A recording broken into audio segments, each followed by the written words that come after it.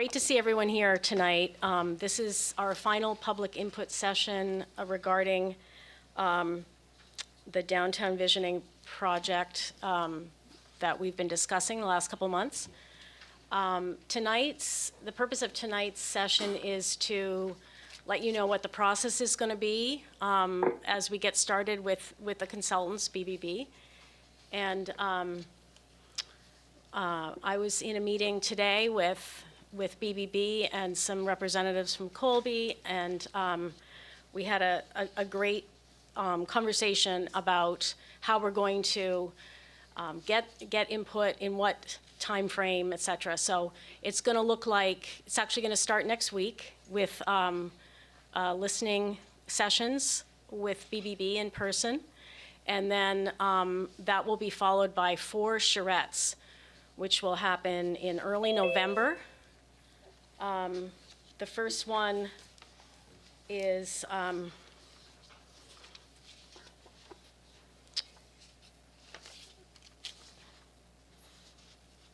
info gathering, so very general, all input welcome. The next one will be in early December, and that one is going to be sharing a couple concepts and scenarios based on the information. The third one will be refining it a little bit further. And then the final session, which would be February, I believe, would be a wrap-up presentation. So in addition to the public charrettes, the City Council is going to hold a number of listening sessions of our own, going to locations in the community. And we've divvied it up a little bit by wards so that we are listening to the people in our own wards, and then also branching out a little bit. So some of the locations we have are the Lighthouse Soup Kitchen, the Muskie Center, the high school, I don't have the full list here, but the idea is to engage people at different times of the day, and essentially targeting different groups. So low income, youth, seniors, that kind of thing, so that we make sure that, in particular, people who can't come to the charrettes, and we hope people will come to the charrettes who can, but those who can't, for whatever reason, or don't feel comfortable, will have a voice with city councilors present, who will then be able to provide that information back into the process. And I was also talking with Faye Nicholson from REM about an interesting virtual way that we can engage some participation. And I don't know if she's here, but she was going to talk a little bit about what that might look like. So it would be a REM conversation that people could just Zoom into. Are you there, Faye? Maybe not. Anyway. Yes, she's here, and she just raised her hand. Should I bring her in? Yes. Yeah. Yeah. Thanks. Faye, can you hear us? I can. Can you hear me? Yes, we can. Thank you. Go ahead. Yay. I just was feeling bad that I haven't been to more of these, but we've been trying so hard to get ready for the big thing coming this weekend with the crafters coming from all over Maine. So I'm here because I'm very, very, very much concerned about how I can help with this process. We started a process like this in 1996. I think you probably remember the REM Community Catalyst was a 3-day process that we still have every single word that was said on that 3-day period. We had older people, we had it up in the Stearns building, we had even beds upstairs where people who were older could come to rest. And it took one whole day to do a community vision. And one of the things I'm hoping is that you know that community vision and that you can use that sort of as a jump board for reminding people of what they wanted. There were over 300 people who participated in that in the 3-day period. And every word in that vision could have been taken out. Anything anybody didn't want, it just was taken out. And so I actually still get tears when people read it because they remember how hard it was and how, at the same time, really exciting and fun to find out that when you go deep enough, everybody kind of wants the same thing. It's from, being that human depth that we share. So I do a lot with the REM community chat. We've been working with Colby last year, and we had chats where one of the people who graduated from Colby even is still on our board from having participated in that community chat. And she cares very much about how we work together with Colby to make sure that they're realizing what our needs are at the same time that we're doing everything we can to collaborate and help them with the things they've been building. So I work a lot with the civic engagement kids and have new discussions with KVCC. And Dr. McCartney is saying that maybe in 3 years, everybody who graduates from KVCC will have given a community chat. And basically, people just say, I want to talk about, one girl wanted to talk about, at Colby, wanted to talk about Chinese vases. I had people attending who had been living in this area for most of their lives, went to live with their kids in Colorado, and they were joining in a conversation with this lady talking about Chinese vases. So part of our concept was to bring the young and the not so young together to be more part of each other. So that's really working well, and I'm hoping that there is a thing in the process when using Zoom. We're getting really good at that because we don't meet at REM. We are all on Zoom now, so all meetings. So I'm finding that actually I get better participation because people don't have to get in their car and drive at night, so the elderly really love it. People who work love it because they get to participate. They don't have to take their lunch time or do something like that to participate. So one of the parts is called a breakdown room. And I'm thinking about how we could use that. So if we started with a group of maybe 100 people in a meeting who showed up to talk about one of the, or even to participate in one of the charrettes, we could then break that down so that we had no more than 5 people in a room. Of course, it's a digital room, but so they can participate and keep talking. So with 100 people, how are you going to have 100 people talk in an hour?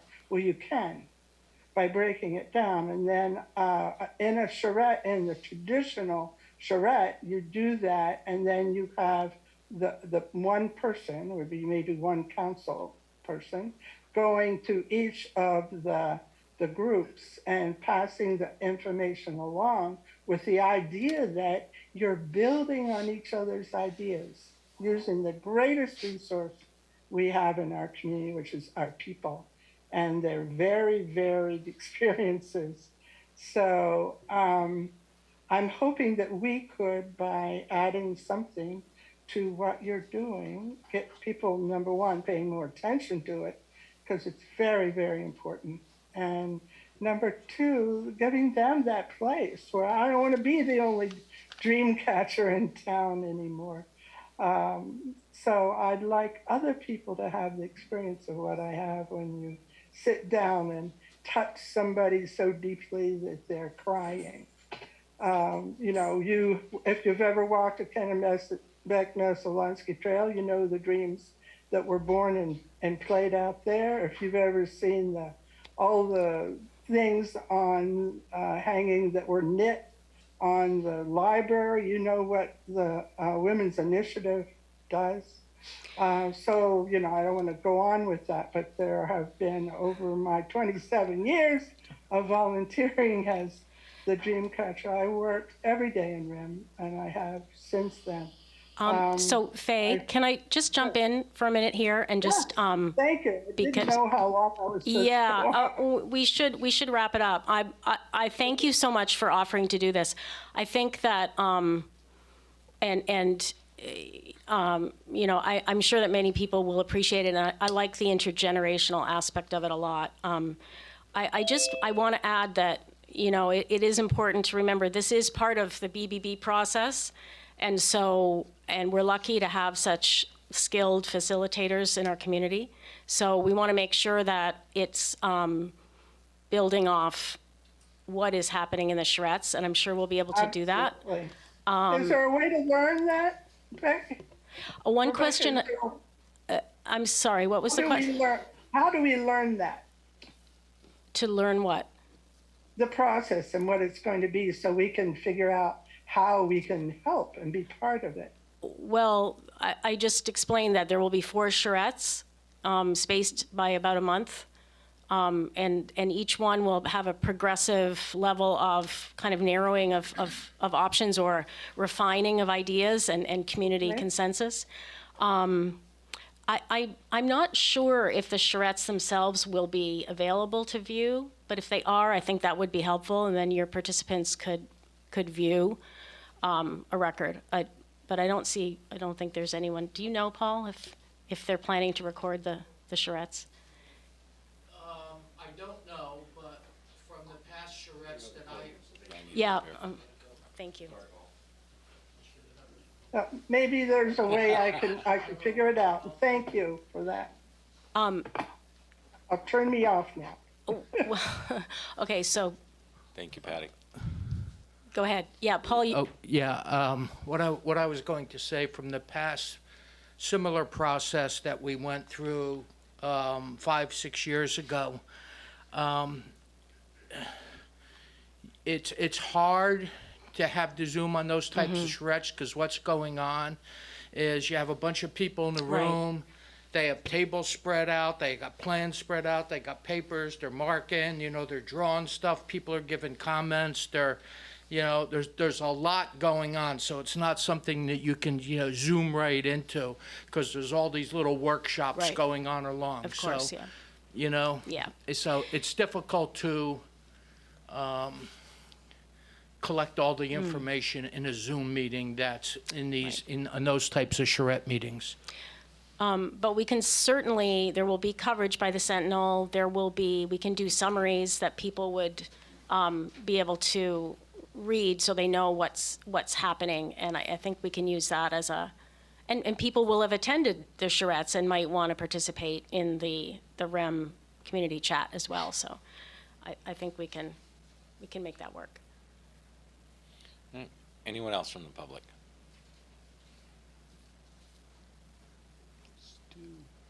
Hi, good evening. Yeah, my name is Jim Wood. I am the retired transportation director and unretired special projects advisor for KV-CAP Transportation.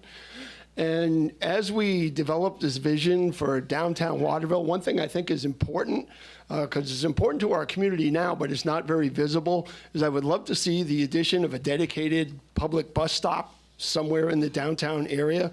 So first, we can increase the visibility of the public transit services that we do have available. And second, just make it easier for people to get into town, enjoy all the benefits of downtown Waterville, be able to come and go without having to have a car, which is a service that we offer.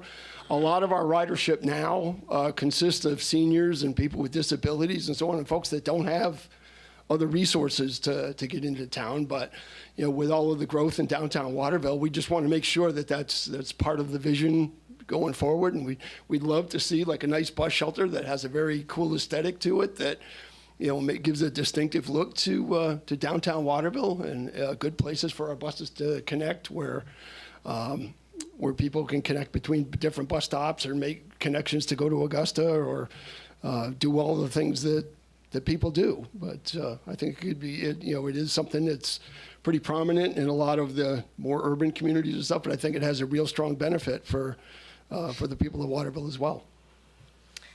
Thank you. It would help with the parking problem, wouldn't it? Yes, it would. It Yeah. would. I just want to add that the listening tour that BBB is conducting will cover a couple of different categories, including institutions that are downtown, like the library and Waterville Creates, the farmers market, as well as economic development entities, the chamber, and also social service providers, and KVCAP is on that list.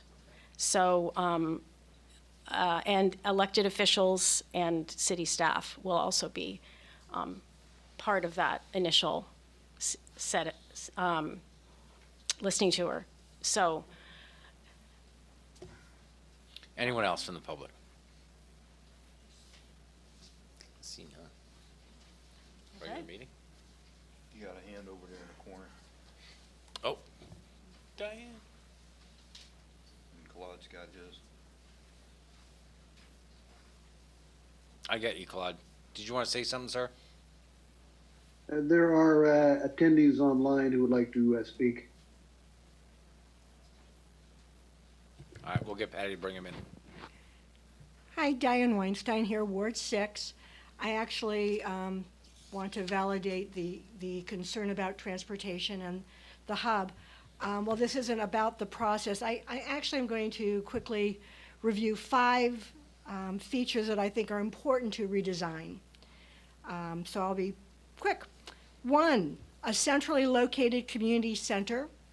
I personally like the building that happens to be for sale on the corner of Main and Appleton, although we may not access it. 1, because it has a parking lot right next to our library, which would allow the library for parking space. And it's also a space, I think, big enough for city council, a warming and cooling center that is welcoming and helpful to people in need, and would also, I think, have space for other traditional community center activities. 2, I think any redesign should include multi-story buildings with commercial space on the ground floor and affordable housing units on at least 3 floors with a minimum of 100 new housing units, again, around a downtown. These units would include solar panels, shelter parking, and accept Section 8 vouchers. Also have access for other people of financial means.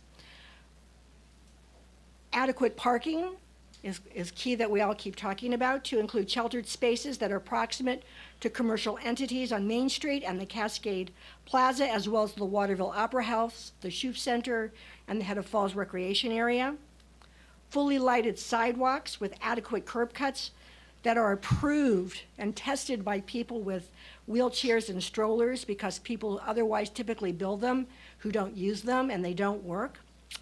And I would like to myself see covered walkways over Main Street, Front Street, Spring Street, and if we don't provide something like a parking lot next to the library, then probably an overpass to the library. The last one would be expanded and adequately subsidized transportation services to the city center to all our wards, so Waterville residents of all ages, disabilities, and economic means can access a vibrant center of town, and of course also access other regional, commercial, and or medical entities. And my final position is that I would not like to see Appleton Street closed, because I consider it a major artery into town. And I predict if we do close it, it will inconvenience some people so much, they simply will avoid using downtown. I did live in a community in Ohio, Middletown, Ohio, where they bottlenecked everything up and people just stopped going downtown and all went to Walmart. I hope your charrettes are inclusive and easy to access, and it's lovely to see so many people here who care about this redesign. You guys are doing a very good job getting input so far. Thank you. Thank you, Diane. Patty, can you bring people in? Nancy Sanford, I'll bring her in. All right. Claude, your hand is still up. Did you want to say something? No, I'm done. Hi, Nancy, go ahead. Just a question, I guess, for Rebecca.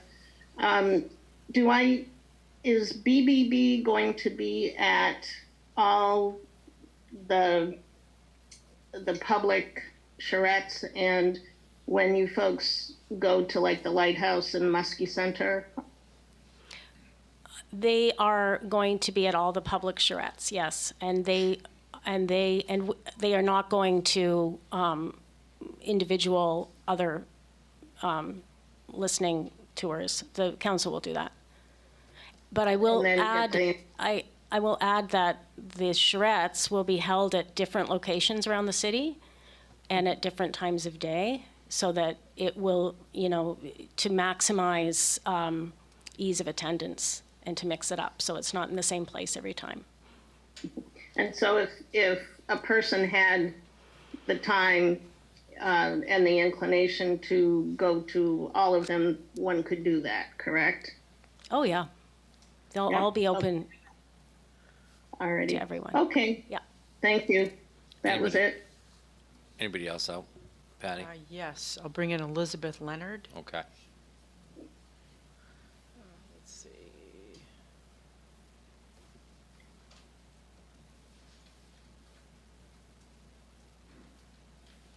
We gotta get to the regular meeting here in a little bit. We have to get to the regular meeting here in a little bit.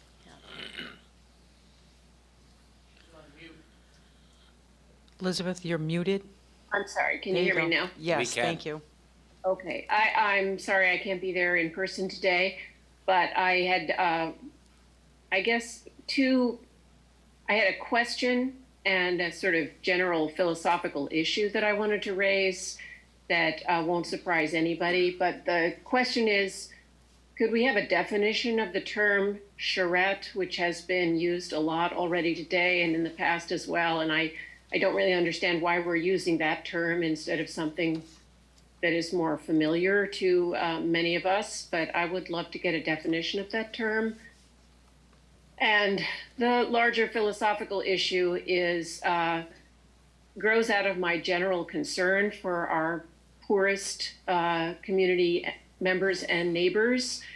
And if anybody got the Sentinel today, you saw a picture of Ryan Siroy wading through the floodwaters on Saturday from the Kennebec Trail in the South End, dragging his tent and his belongings.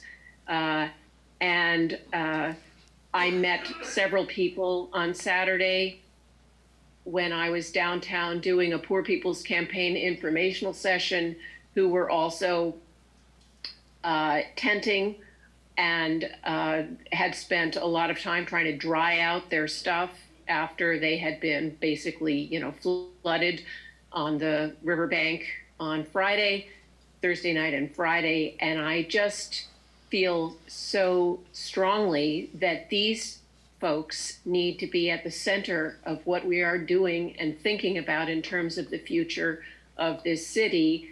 They are members of our community.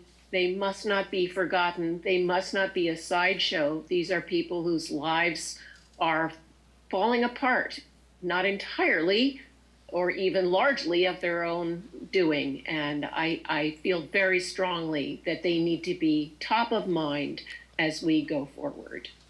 And that's my philosophical statement. Thank you, Elizabeth. And Rebecca's going to give you an answer to your first question. Yes, and thank you, Paul Uranek. A charrette is a meeting in which all stakeholders in a project attempt to resolve conflicts and map solutions. In my experience, it is used in the architectural world to present designs and get input. And it's, a coming together of a lot of people with different ideas and discussing solutions.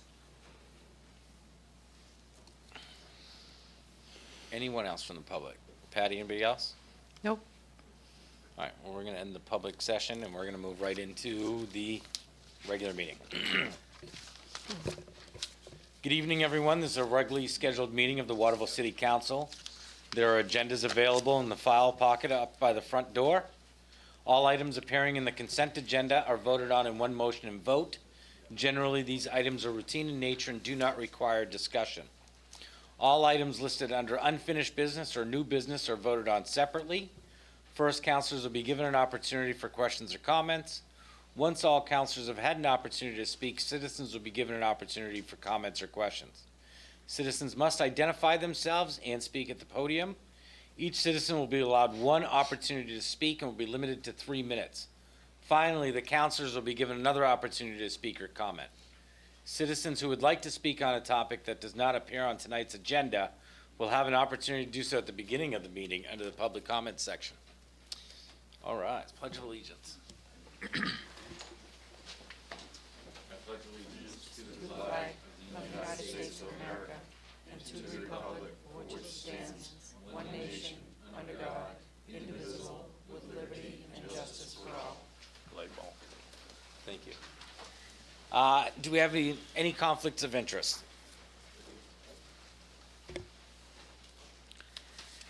Seeing none, I'm going to move on to council committees. Public comments. You want to do public comments? What was that? Yes, we can do public comments. That we're going to start at the beginning of the meeting. It is open to anyone. Go ahead, Ria.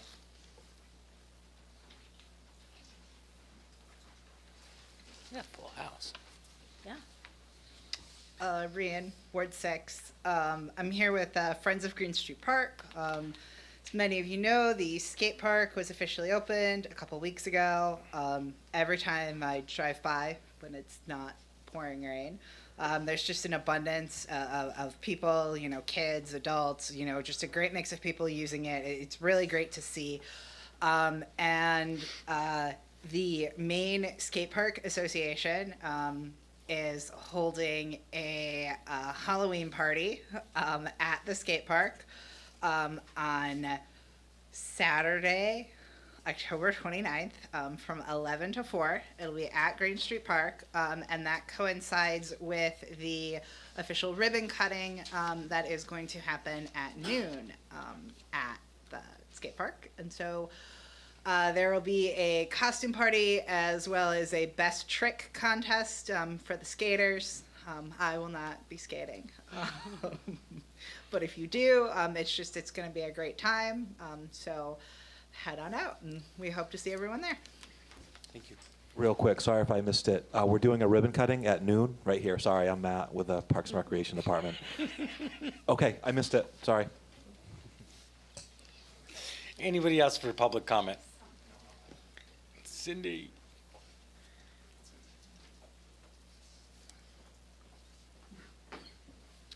Hi, Cindy Jacobs, Board President of the Waterville Public Library. Just want to remind everybody, our library will be reopening, all new, fresh, and redone on October 26th at 10 a.m.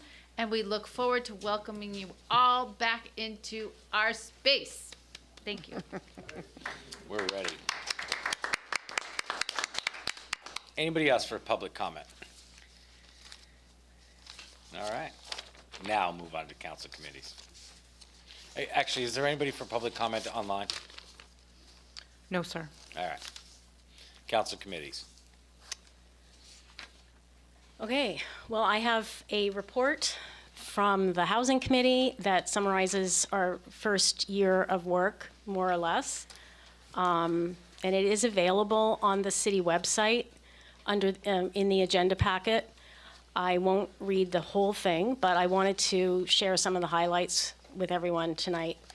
And I want to start by thanking the members of the Housing Committee for their dedication and time to this cause. It's been quite a commitment that everyone's shown. We meet twice a month, and everyone's been extremely committed to showing up and sharing their views. So Flavia DeBrito, Peter Fair, Paula Raymond, and Nancy Williams and myself are currently the members. We recently lost a couple of people due to the fact that they had to relocate out of Waterville, and that's Mina Amundsen, Donna LaMarche, and then also Patrick Moore, who had other circumstances that caused him to leave. I'm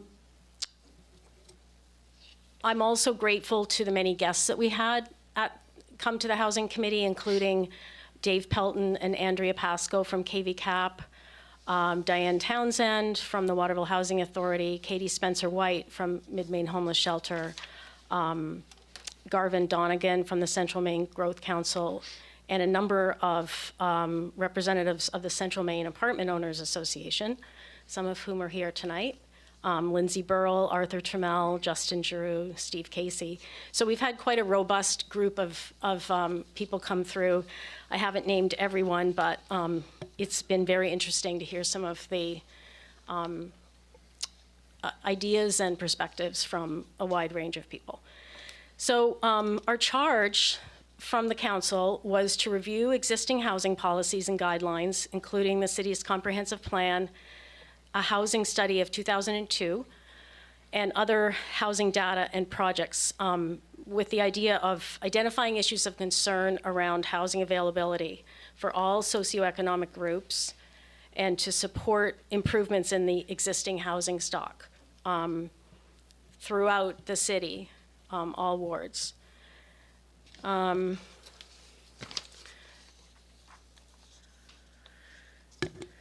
We started by looking at the 2002 housing study and identified a number of priorities that still hadn't been addressed that we really wanted to tackle. And they were to identify, acquire, and redevelop slum or blight areas and large vacant buildings for redevelopment, address substandard housing, enforce codes, increase homeownership, establish better relationships with other agencies, and develop public awareness of housing issues and the understanding of the city's role. So these were our major areas of focus. They kind of settled into a couple of different areas, including education, policy, funding, and collaboration. And so I'll just highlight some of the recommendations that we have to the city in each of those categories. Under education, one of the major things we did was hold a housing conference last year, and we had 74 participants there and 13 speakers. That was really informative. What we recommend to the city at this point is, well, first of all, what we'd like to do is gather more data regarding housing needs in Waterville. We all say that we have a housing problem, but we really don't know the extent of how much housing we actually have and what the need is. So there's a need for that. And we'd also like to hear more from tenants about their experience. We really didn't get much input at all from that group. The recommendations to the city would be to work with local partners, including realtors and the Waterville Housing Authority, to develop more awareness and education for potential homeowners. Waterville has a very low rate of home ownership compared to the number of people who rent. We would like to include more information and resources on the city website for both tenants and landlords regarding housing standards. Under the area of policy, we recommended a couple things to council, including a new zone, the CC1 zone, more support for the code officer, and of course we have a couple of ordinances currently that we're considering, the vacant building ordinance and one that's coming up, the rental registration ordinance, which we'll talk about more. We also have discussed the possibility of a land bank authority, which would help with redevelopment of property not just housing, but commercial and green space as well. We recommend the city continue to adequately support the code department to enforce property maintenance codes, adopt a rental registration ordinance to identify rental properties in the city, and collect emergency contact information for use by code, fire, and police, as well as a checklist of basic safety conditions, and reevaluate policies around solid waste pickup for low-income residents, including a pilot of a citywide bulky waste pickup day to help remove trash and debris from properties across the city. These are recommendations in the policy area. Under funding, we looked at a lot of different possibilities for, housing takes a lot of funds to make happen. So we looked at what are we missing, what could we be taking advantage of. And we recommend in this area that the city be more proactive in securing state and federal funding and allocating city resources to address the housing issue. This could include more state funding for city revitalization projects, CDBG funds, an ARPA-funded home repair program to support individual homeowners as well as small-scale developers. Explore how TIF funding can support investment in low-income neighborhoods. And finally, collaboration. One thing that became very clear is that no one entity can do this alone. So we've tried to actively engage with KVCAP and the Waterville Housing Authority and others who are, of course, private developers too, who are wanting to do housing projects. So we'd like to see, in particular, a strong relationship between the City of Waterville and the Waterville Housing Authority, and also work closely with the Comprehensive Plan Commission on housing needs and data.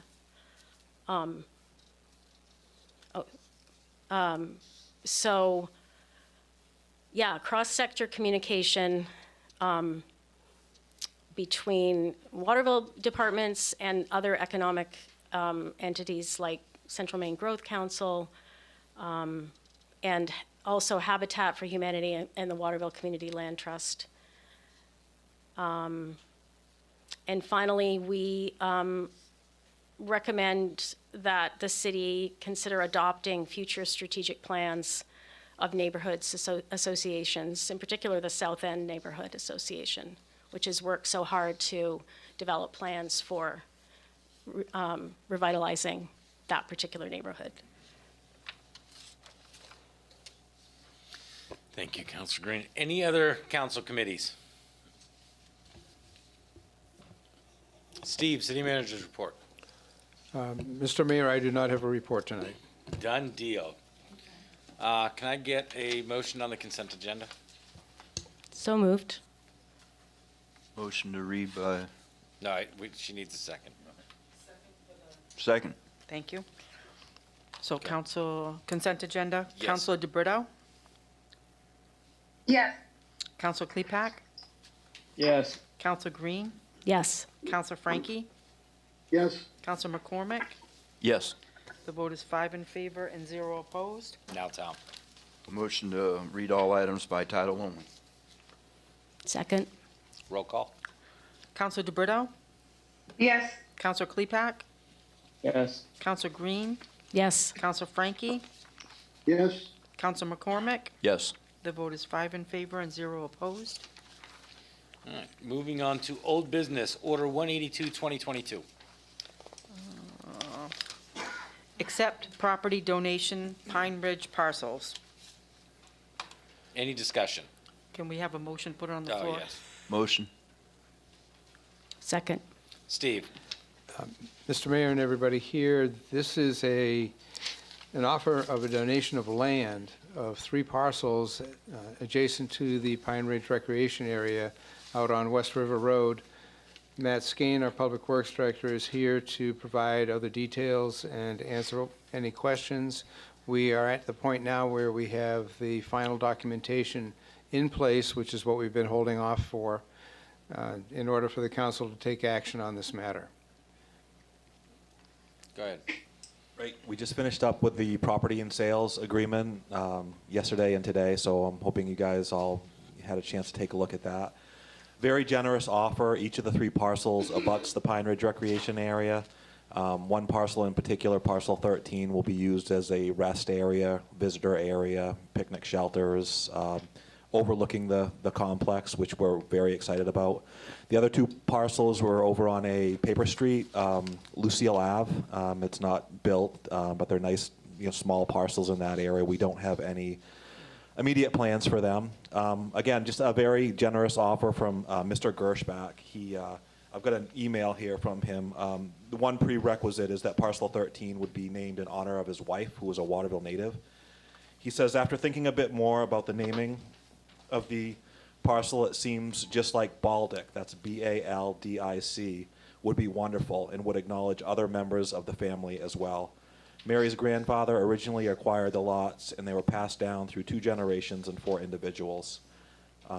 So he doesn't live in the area. I believe he's in Vermont, and he's very anxious to see what we come up with for that area. So it'll be phased in. We've got more important things to take care of first, but we're excited to add this shaded rest area as part of the complex. Thanks, Matt. And to add to that, curiously, we discovered that the Pine Ridge Recreation Trails thread through all 3 of those parcels. Any other comments? Patty, can I get a roll call? Counselor DeBrito? Yes. Counselor Klepak? Yes. Counselor Green? Yes. Counselor Frankie?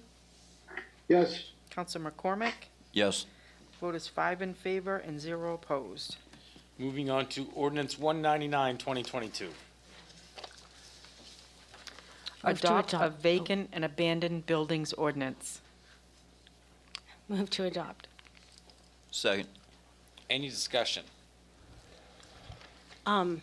Yeah, I'll jump in and say that this is the ordinance that we've taken a first reading on a couple weeks ago, and it subsequently went to the planning board for discussion. And members of the planning board raised some really good points. It went back to the housing committee, and we discussed all the information that we gathered and decided that we wanted to make some changes to the ordinance. We actually haven't had time to revise the wording, and we will be discussing it tomorrow night at our meeting. But I just wanted to kind of go over the highlights so people understand what we are aiming for here. So the purpose of this ordinance is to promote the responsible management, safe neighborhoods, and safeguard property values by establishing a program to identify vacant buildings and prevent the deterioration of conditions leading to a dangerous building. Part of the confusion in the original ordinance as it was drafted was, or issues that people had were the difference between a vacant building and an abandoned building, which is covered by state law. But also there's a vacant building, which could be a house that's for sale or someone who's not occupying it for a few months versus a dangerous building. And so we're really concerned about the dangerous building, one that's has broken windows or is, in a serious, the roof is falling in or something like that. The other, and I'm not sure I mentioned it at this meeting, but we have a high number of these buildings in the city. So we want to find out who owns them, keep an eye on them, make sure that the code department can respond efficiently to any issues that, in order to protect the health and safety of people in the communities. So what we're, so we offered some exemptions to this, just to clarify. So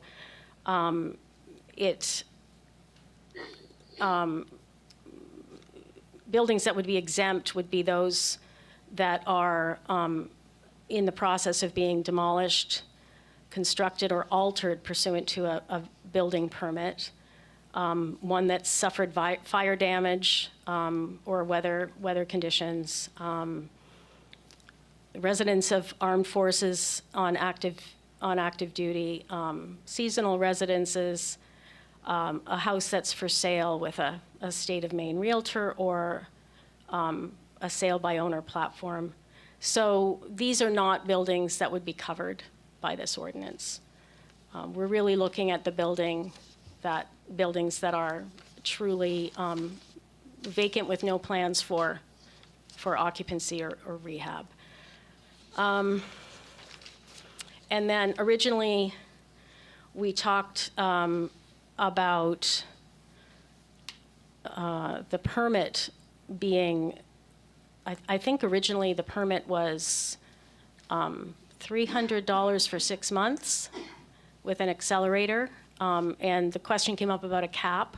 So we actually looked at, as recommended by the planning board, the Brewer vacant buildings ordinance, and adopted some of the elements in that ordinance. And they have a $750 fee for a year with a multiplier that is capped at $6,000. The actual permit itself just requires, it requires owner and emergency contact, a statement of intent, and then a statement granting the city access with notice to the building for inspection and public safety. So the fee is less. The exemptions are there to prevent the situations, some of the situations that came up. We are not trying to penalize developers from developing their buildings. If there is a plan for development, we're going to work with the developer to on this. But what we're really looking at is to prevent situations where our housing stock is deteriorating to the point that it becomes a public nuisance, or that it has to be torn down at expense of the city. So because we don't have the actual language, this is just an opportunity for anyone to share, to ask questions or to make comments, and we will bring back the language at our next meeting. But so discussion, I'm going to propose that we table since we don't have the final version in front of us. Anybody from the public want to speak up? Go ahead, Diane.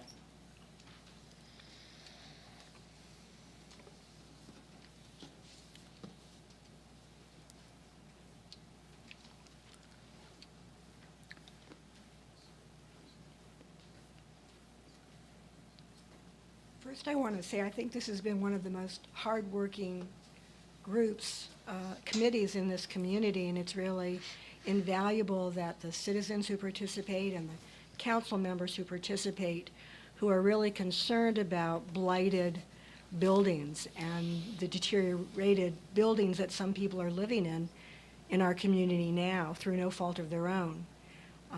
So I'm awed that people and the city council really wants to do something about this. I heard a little discussion about buildings for sale that may be excluded, and I guess recently I've gone through a lot of buildings that are for sale that actually are very blighted. In fact, they're unsafe. They really, they're open. Plumbing is open. Roofs are falling apart. Evidence of black mold. You're going through other areas where there are holes and leaks in the ceiling, et cetera, and people are living in them now.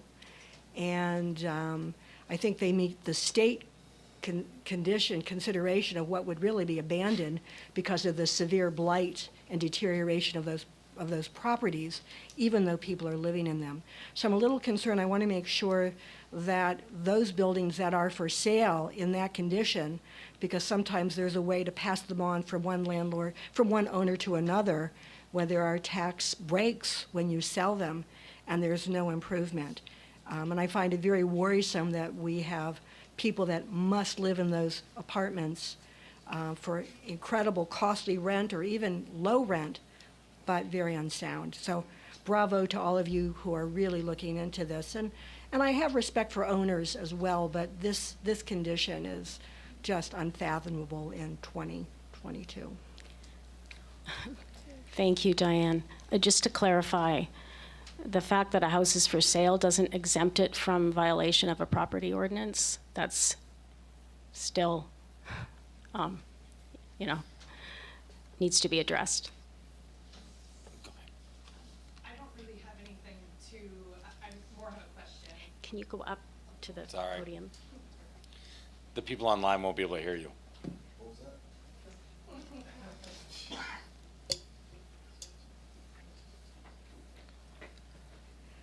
I'm Lindsay Burrell. Thanks for having us.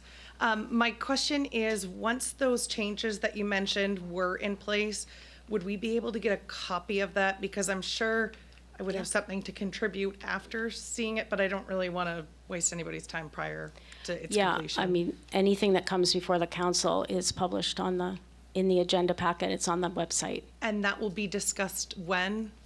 As long as we can get the wording to the place that we're comfortable with it, and it's reviewed by legal, I mean, hopefully next meeting. Oh, okay. Yeah. And what is the date for next meeting? November 1, I believe. Yeah. Okay, awesome. Yeah. Thank you. Okay. Nope. Paula, you need to go up. You gotta go up. I mean, we just pulled her out of the middle of a crowd. You gotta go up. You're in the aisle. Paula Raymond, Ward 7, and I would again invite those of you who are interested in hearing and reading for tomorrow night. We're open at 7 o'clock. It's a Zoom meeting. I believe it's on the website as well, the Waterville website. And so that's a great time to be listening to the group, talking and going over. So absolutely, please take the time to tap into that meeting and have a voice there. That's something that we've been wanting from you to begin with. So anyone can do that, correct? Yeah. Okay, that's it. You need to register for a link. That's the only thing, but you can do that on the website. Anyone else? All right, motion to table. So there are any comments from counselors Oh, on? there's Claude's hand. Hillary Coke's got her hand up too. Yes, there are people online who would like to speak. Go ahead, Patty, bring him in. Hillary Koch. Yep. I will promote her.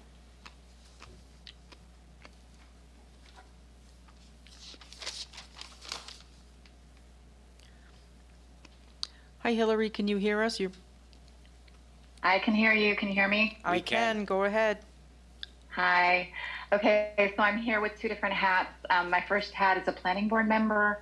Our chair, Samantha Burdick, couldn't be here tonight. She sent me a message just asking if I was planning on attending, and just asked me to convey a message. First, to say thank you. Thank you for coming to the last planning board meeting. Just to let everyone know that we had a very robust discussion about this, and that when you do get the changes that you just, it sounds like some of the questions were already, that we had raised were already sort of brought up by Councillor Green. Just that you revisit the questions that were raised at the planning board meeting, and sort of, discuss those again. Things like, if like Lockwood Mills, for example, is asking for a 5-year extension, for example, would they be, charged a fee?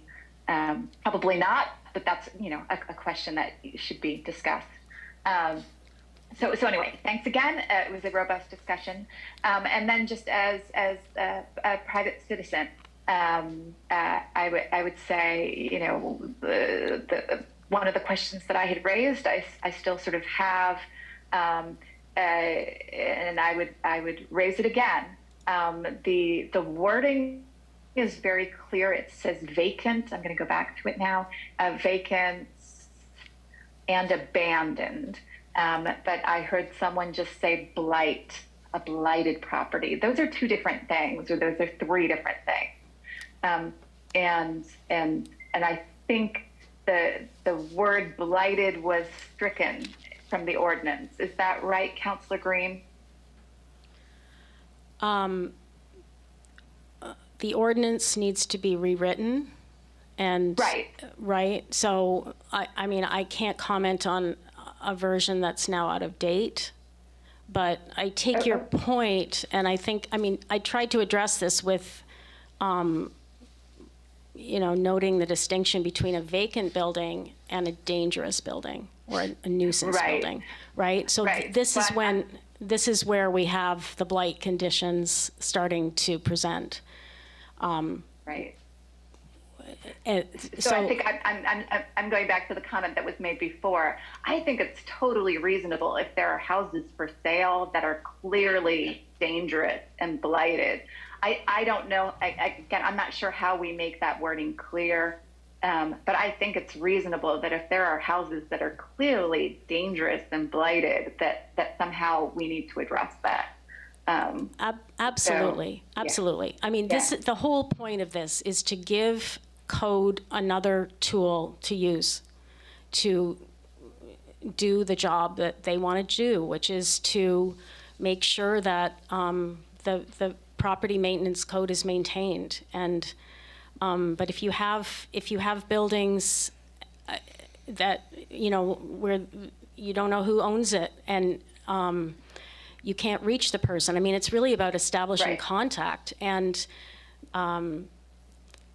making sure that if there is a situation that we know who to call. I mean, there was a story in the paper this morning about a home that, burned to the ground, owner in Massachusetts. I mean, this is the kind of thing that the city of Waterville needs to have information about how to contact someone if there is a problem with that building.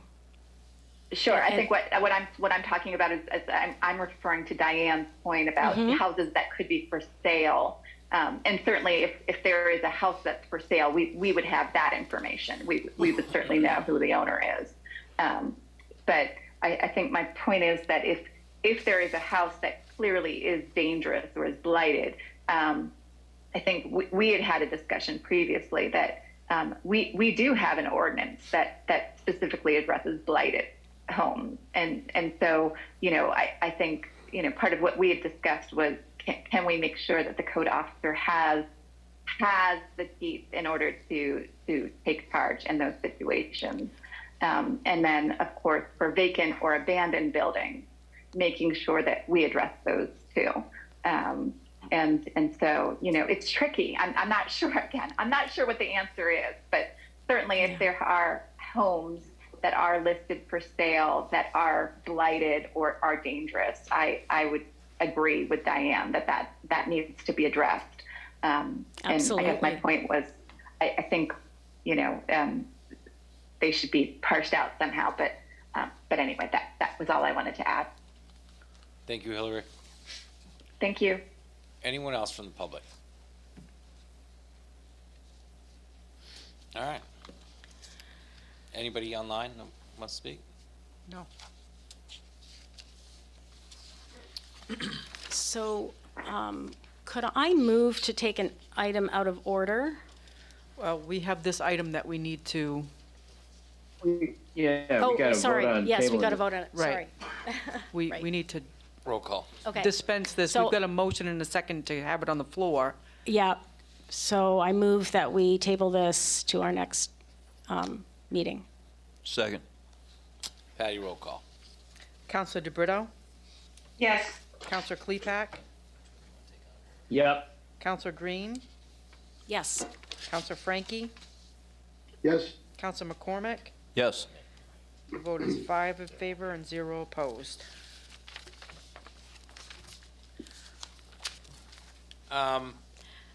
Well, Would we do? We postponed that to November 1st. Right, yeah. So I wanted to, since we were talking about the vacant buildings ordinance, we have the rental registration ordinance for discussion.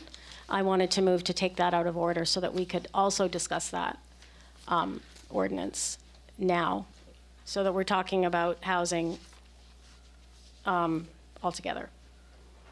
Can she get a second on that? So there's a motion. Yeah. Second. Roll Can call, I- Patty. Counselor DeBrito, Yes. Counselor Klepak, Yep. Counselor Green, Yes. Counselor Frankie, Yes. Counselor McCormick. Yes. Vote is 5 in favor and zero opposed.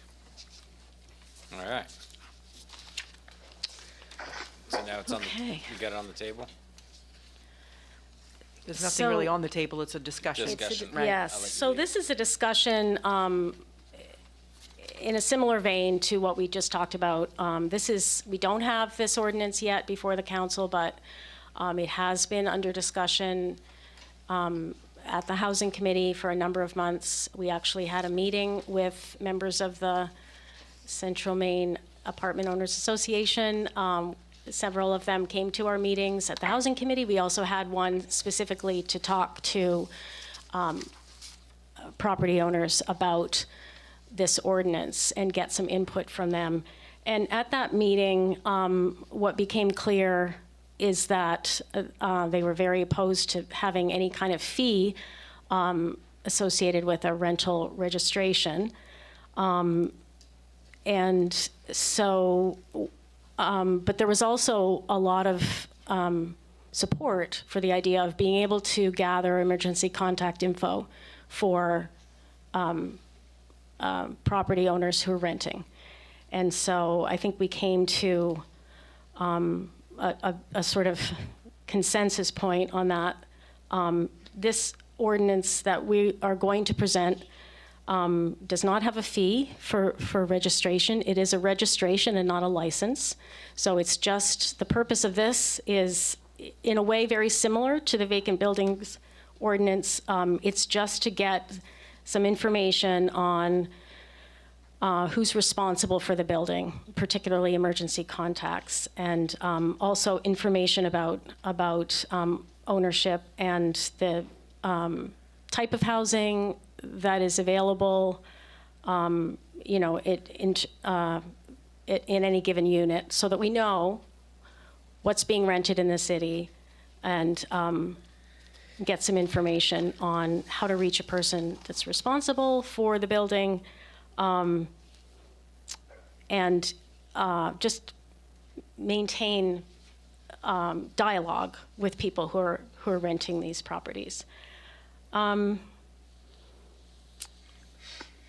So the registration would require the contact of info for the owner and the emergency contact, the number and type of dwelling units, the year of construction if known, any documentation that exists on lead status and fire alarm equipment, sprinkler system, for instance, and also a completed safety checklist, which is based on the current standards for the in the ordinance.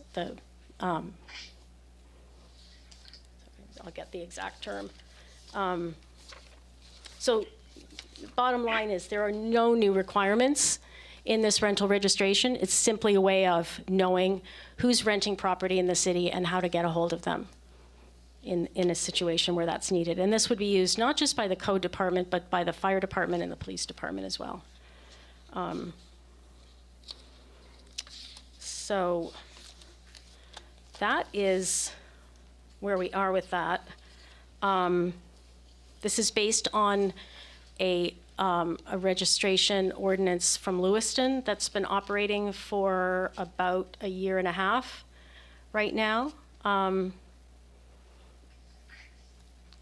And again, the purpose of this is really for the code department to work with owners of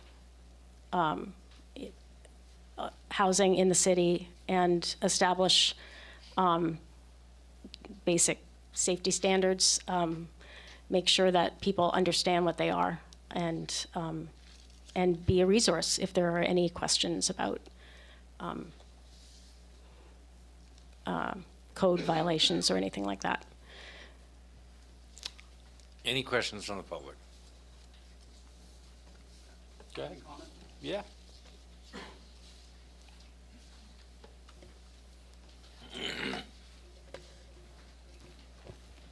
Good evening. My name's Dan Bernier. I'm a resident of Ward 1, and I also represent the Central Maine Apartment Owners Association. At this point, we can only really comment on the draft reg we saw in August. Some of these changes sound like an improvement in a positive direction. Some are still very concerning from what's being outlined here. And I think it's time to ask, what does a registration achieve that simply code enforcement couldn't achieve by looking at their powers and are they properly funded? The city already has a very detailed list of property owners. It's called the tax records. It's probably the most detailed list in existence. Everybody gets their tax bills in order to pay those, and if you don't, you lose your property after 18 months when they lien it. The one thing you don't have is phone numbers. And we would agree phone numbers would be useful as an emergency contact, I think, for police and fire. And as a representative of landlords, I've had the schools even trying to find out where a student that was missing, try to get in touch with a landlord. So we would agree getting phone numbers would be useful. We don't believe it requires a large regulatory regime. In fact, we think a lot of landlords would do that. I would be concerned about what are we achieving versus what are the unintended consequences. Are we going to be driving investment dollars over the dotted line to Winslow, Fairfield, Oakland, Augusta, Skowhegan if Waterville moves ahead with a registration that these other cities have not? We're already seeing money coming up here from Portland because of the regime Portland is imposing on landlords and landlords that are leaving Portland. So it's a little hard to comment without seeing what the new regulation is. What we were shown in August represented significant legal concerns and constitutional concerns. So I would look forward to when we can see what the changes are. There are the safety checklist.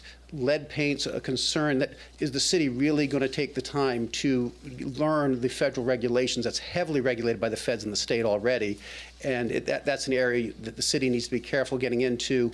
I know one of the things wasn't mentioned. They were talking about habitability. Well, habitability sounds really good, but if you've ever attended a Section 6021 trial in district court, you're wading into an area where I don't think the city understands what it's stepping into, because it's an extremely subjective standard that with huge numbers of frivolous claims.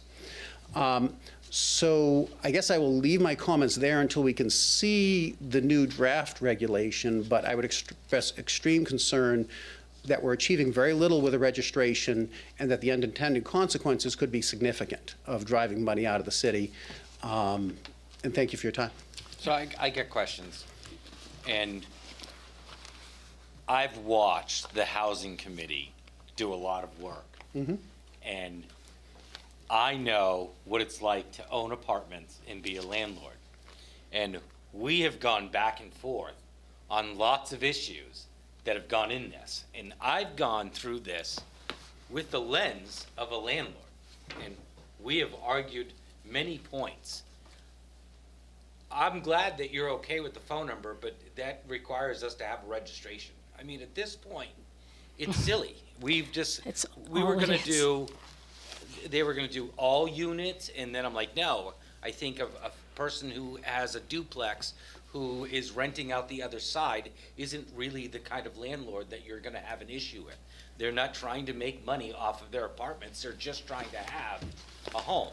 My biggest concern is when we find things or tenants come to us as a city where we have to try to help them, but we don't know how to reach anybody. And that's not all landlords. But there are a few landlords in this city that we can never find. Great, your tax bills show up at your house. You're going to pay those. You don't want to lose your place. But anytime we send you anything else, it goes unanswered. It doesn't come back to us. So there are safety issues. I mean, our fire department already does fire inspections in some of these buildings. Do they not? Correct. So why is that an issue being part of this sort of like language of the registration? One, I would greatly dispute the claim of anybody you can't find a landlord, because you have the most detailed ownership records in the city tax records as it is. It's actually not true. I mean, this is something. Can I finish? Yeah, sure. You have an extremely detailed record. It does not have phone numbers. When the schools are trying to contact somebody, they went to the city tax records, and they found the name of the corporation, and it happened I was the registered agent for the corporation, and you could pull up the phone number on the Secretary of State's website. So it is not, so I know the schools, when they've had to contact landlords, have actually gone to the city tax records and easily found the landlord. So I would strenuously dispute, because you can't find the landlord. Legal notices you're going to send are going to be sent in the mail. You're not going to call somebody with a legal warning, because you're going to run into all sorts of constitutional due process problems. With respect to the phone number, the schools, the police, and the fire might have some use for those. That's why I think they would be. And I think most landlords would want police and fire to actually have their phone number. I don't think it's going to be something you have a hard time getting landlords to come forward with. And the ones who don't just give that voluntarily are just being foolish. If your apartment building's burning down, you'd like a call from the fire chief. It'd be kind of nice. I would hope so. So I don't think that's a big problem. But again, you have a detailed record. If tax bills are getting paid, you know those notices are getting to the landlord. So I would strenuously dispute that. The regulation we saw, and we're at a disadvantage here, was wandering into all sorts of detailed issues without, the warranty of habitability was thrown out without really having, I think, any idea. I've tried for 29 years, God knows how many habitability cases. I've never once seen a tenant win one. And if you look at code enforcement officers, usually avoid habitability claim, getting involved in habitability like the plague, because it's so subjective and they want us to stick to objective standards. Talk to the older code enforcement officers in the area and to ask any one of them if they really want to get involved in habitability. So there's a lot of issues there. Again, when you talk to lead paint, there's a tremendous number of federal regulations on that already. Landlords have had to learn those regulations. Is the city going to go through, what is the city going to add that the federal government's not already doing on lead paint? I have a letter which I gave to the committee with over 25 legal concerns that I raised, technical legal concerns. I'd be happy to give that to anybody. I don't think you want me to read through all 25 concerns tonight. So when you go through this, I'm really happy if you want to go line by line through this thing, the technical concerns with this regulation, very serious concerns, the constitutional issues with this regulation, I'd be happy to go through it line by line. But I don't know that I think you'll get a little angry if I do tonight. I don't think that would be appropriate tonight. The city solicitor has also looked at your concerns, and frankly, the committee has taken your comments under advisement. And this is not the registration ordinance that you saw. The purpose of this tonight, we didn't have the language tonight, but we wanted to let people know that this is coming, get some input. And the input we got from you and the landlords that were present was a registration is a good idea to get emergency contact info and without a fee. And that's what we have here. There are no new requirements of any kind. This is not going to push, all it's doing is filling out some paperwork that's going to make it easier to reach you or the landlords in the case of an emergency. Regarding the point of the available information on property owners, as you mentioned, there is no phone number, and it can be very cumbersome to try to track down someone. This is something that the code enforcement officer has asked for that would help him do his job, is to have emergency contacts with phone numbers. So this is a very pared down ordinance, but it will help code do its job. It will help us know what's out there, who's renting what, and make for a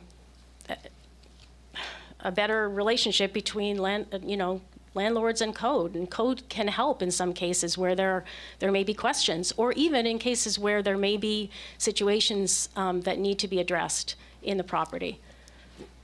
And what I'd say is emergency contact, because we said right up front that was a good idea. Right. Particularly, basically, it's phone numbers. And I think every sensible landlord is going to want you to have that. A registration of emergency contact information, I think the definition in the reg, it was probably one of the sections of the regulation, one of the only ones I point out that I thought was a good section and a good, well worded. However, you're talking about also getting into lead paint, safety checklists. Okay, so let me just when you speak to that. describe the regulation, which is a little bit more than registration. So what what we want to do is to know if there's been lead paint remediation. We're not asking about the state of your the lead paint in the building. As you mentioned, that's a very complex undertaking. All we're saying is if it's been remediated and the landlord knows that, then indicate it so we know that. And likewise, the year that the building was built, if you know that, it's helpful. The vast majority of, I forget the exact percentage, but I think it's something like 40% of the housing stock in Waterville was built before 1939. So there are bound to be issues regarding code that are just, that could be, that might pose a problem in buildings so old. So this is really about establishing a positive relationship between those entities that can help with public safety and landlords who are renting properties in the city. I have a statement from the the code enforcement officer. He's not interested in issuing penalties. He's interested in ensuring safe conditions. So this is what we're trying to do. We're trying to make his job easier and his department, and with the ultimate goal of making sure that our housing stock is in good shape and that residents that we know how to get in touch with the owners if there is an issue. And of course, we do have an increasing number of owners who are not local. So that's another piece to it, right? Which is true everywhere, but it's a factor. Well, and as a basic concern I express you, historically, Waterville has had the largest landlord association in the state.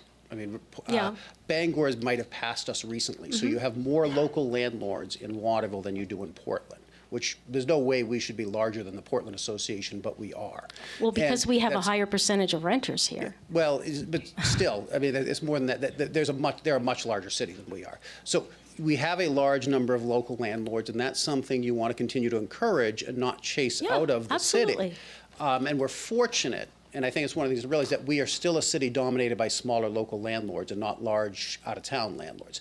I think there are more large out-of-town landlords moving in here, partially because of the regulations that are being chased out of Portland. I agree and was very clear with this in my comments. And getting emergency contact information is a worthy goal, because I think and like I said, I think the landlords who don't provide that willingly are foolish, and I don't know of anybody. None of the landlords I represent is going to have a problem with you having the phone number. They're going to like that. Yeah. The second thing is making sure code enforcement has the tools they need to do their job, whether it's properly funding, and are there weaknesses in our code enforcement regulations that need to be tightened up? Absolutely. Absolutely we should look at that. I'm not pretending to know where those are. However, establishing another regulatory regime, and again, with a little bit of loss here because I haven't seen the changes to the regulation. When you talk about emergency contact, that sounds very good. When you talk about the city, having safety checklists, and sketches of the units and all, well, what happens, as I raised in there, what happens if the landlord's a bad artist and draws a bad sketch? Well, it just... So we scrap the sketch. We don't want to shame anyone with their artistic ability. We don't need the sketch. There are no new building standards or maintenance requirements contained in this ordinance. None. The checklist is simply compiling what is already on the books, but it's an easy way to say, yep. And then tenants can see that too. And they'll know, yep, this property has everything that it's supposed to have. And then you've got to get into does the penalty work? Because on the original regulation, the penalty was for continuing to rent. Is there going to be a penalty for failure to register now, or is it for continuing to rent? The penalty there's only a penalty for failing to register, and that will come with many reminders, and this is not something we're trying to do to penalize people. We're just trying to get compliance. So, yeah. I mean, if people will fill out these forms with their emergency contact and their checklist based on the existing maintenance standards, then we'll be good to go. And I realize you don't have the language in front of you, but you will. Same to Lindsay's question. It'll be publicly available before the meeting next time, so you'll be able to review. If I may. Go ahead.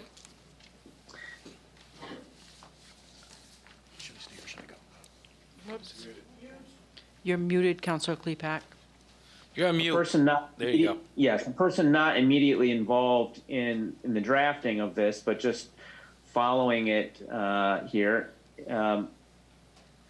We're all of this is in the interest of simply gathering what seems like relevant information about properties and landlords and landholders in the city, like important safety information, without necessarily imposing any kind of actual regulatory regime.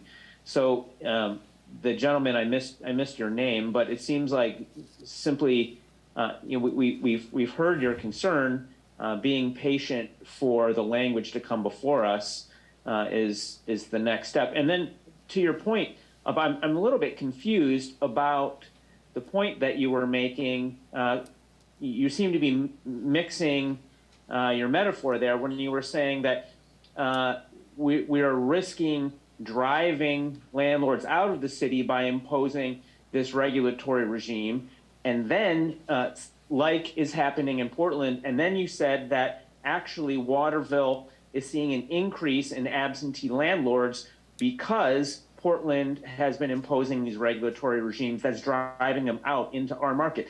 Is it a good thing or a bad thing to have absentee landlords in Waterville? I'm not exactly sure, given the way you described that scenario. That just a comment on that. Like, be clear about how you're describing the effects of whatever, Well, and let me be very clear. I think you're better off having local landlords. We are seeing an influx of out-of-town landlords because of the regulations Portland's imposing, and they're driving money out of their city. Now, I have a fear you're going to drive money out of Waterville if you're not careful with this. I think emergency contacts doesn't drive money out of Waterville. Let me be really clear. And I think if we're talking about the code enforcement officer may need a couple more tools to do his job, I don't think that necessarily drives money out. A registration with a fee, with a long list of requirements, and depending what the penalties was a concern, could drive money out of Waterville. Go ahead. But, so I'm very clear. I'm a strong believer in having local landlords. I think Waterville's been extremely fortunate to have a high number of local landlords. We are seeing an increase. I mean, you can't constitutionally prohibit people from out of town from buying buying land in Waterville. So I just draw that as an example of we got to be careful about driving money out of the city. Local landlords can also buy properties in Winslow and Fairfield rather than Waterville if they so choose. And we don't want to see that. Sure. I just was not completely clear to me whether Portland was doing something wise by driving absentee landlords out of their city, or whether they were making an error in driving money out of their city, the way you were describing it. No, I would say they're making... What our jeopardy actually was. No, they're making an error in driving money out of the city, and a lot of the landlords who are coming up here live in the Portland area. They're not absentees down there that they're driving out of their city. I've done a significant number of closings in my practice for people who live in the Portland area but are buying Waterville properties in Waterville. Good. Thanks, Tim. So, again, we've been having these discussions, and there's always so much misinformation, and things get thrown on the wall to see what's going to stick. And we've argued these points over and over and over again. I don't want to pay a fee not to have people, but I do want you to have my information. I want you to be able to contact me. I think it's important for the city to know that this building has 3 two-bedroom units in it. we can compile that data for our stock. It gives us an opportunity to see where our needs are as a community going forward. It's not to slap you on the hands for doing anything wrong. There's no penalties in this thing. The only penalty is if you don't register.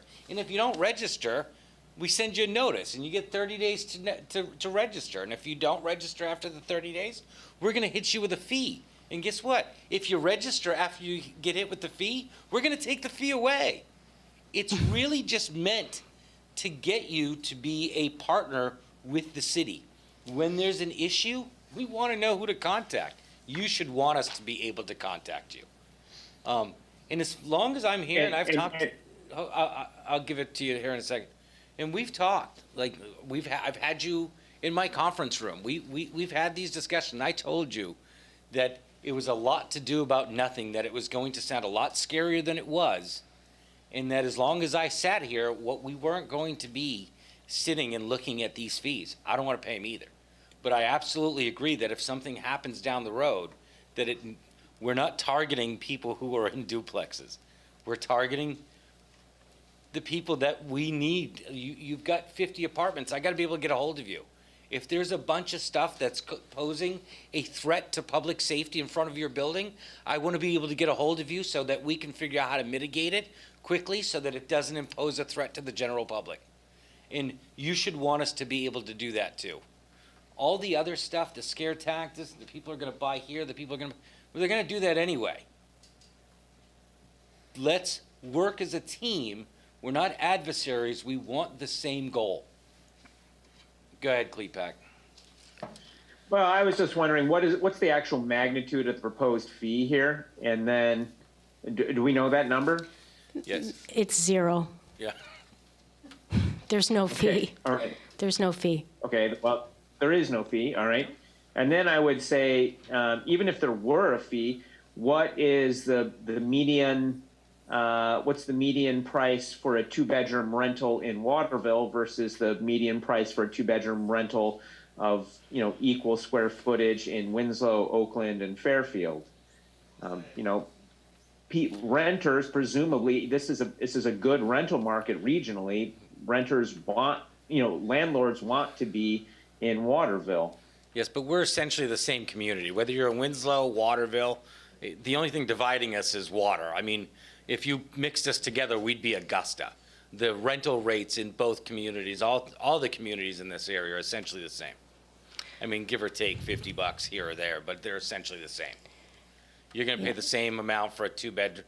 Now, depending on what part of the city you're in, you may pay a little bit more for something sitting on West River Road, but that's no different than your house out in Ward 3. You're going to pay a little bit more than buying something in the South End. Go ahead. Yeah, so this is, I don't want to get into a whole different discussion, but I will add that one of the issues is that people, that rents are high, right? Rents are going up and people are having trouble finding a house to rent. There are more and more people looking, and I think we do want the same goals here. We want to have, property owners want to have tenants who are responsible, and tenants want to have landlords who are going to support them in their goals to have a safe, decent place to live.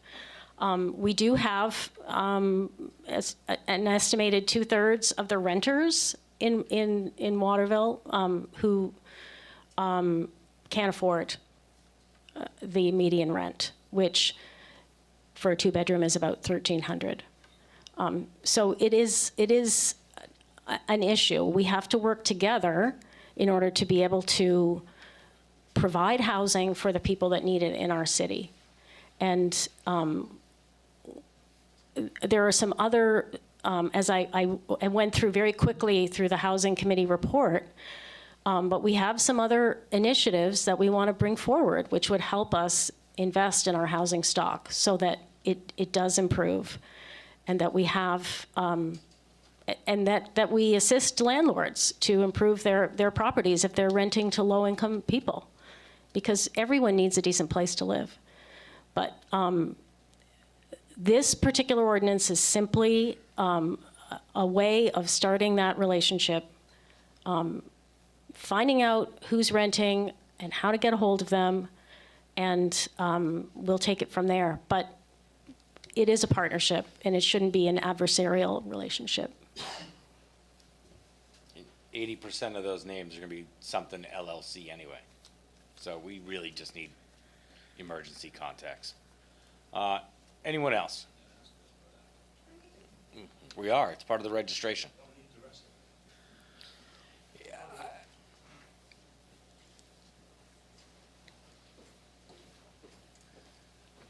Justin Giroux. I'm a landlord in Waterville and other areas. Just a couple concerns. In terms of the extra checklist, that's the paperwork, it's the rental housing checklist. I got that in August. Those are pretty much checking off current state or local codes, correct? That hasn't changed since then. Exactly. So we're already legally obligated as landlords to meet those codes. So my concern is, like, every March, is that when the date for this is currently? Every March, I'm gonna have to walk every single unit and just do the check off to do this. That's gonna take hours, or we're gonna have to hire people to do that. So there is a cost burden with this, even though we're already obligated to meet all of these obligations.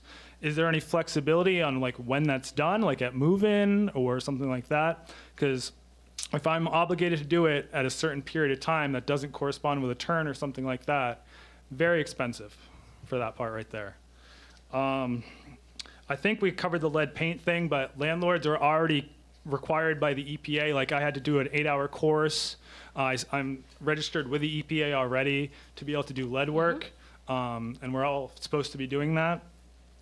And another issue I had with this originally was the percent ownership, because like as the mayor said, it's an LLC.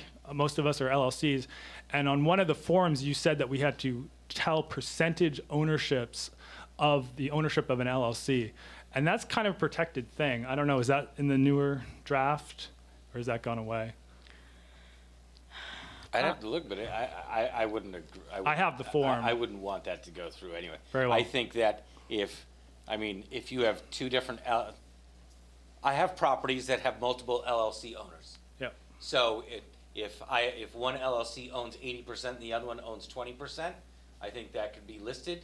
But I wouldn't expect you to break down the 5 owners of this specific LLC. The LLC is the owner of that business, of that building. I'm not looking for the 5 officers of that LLC. We need to know who owns those buildings and who to get a hold of.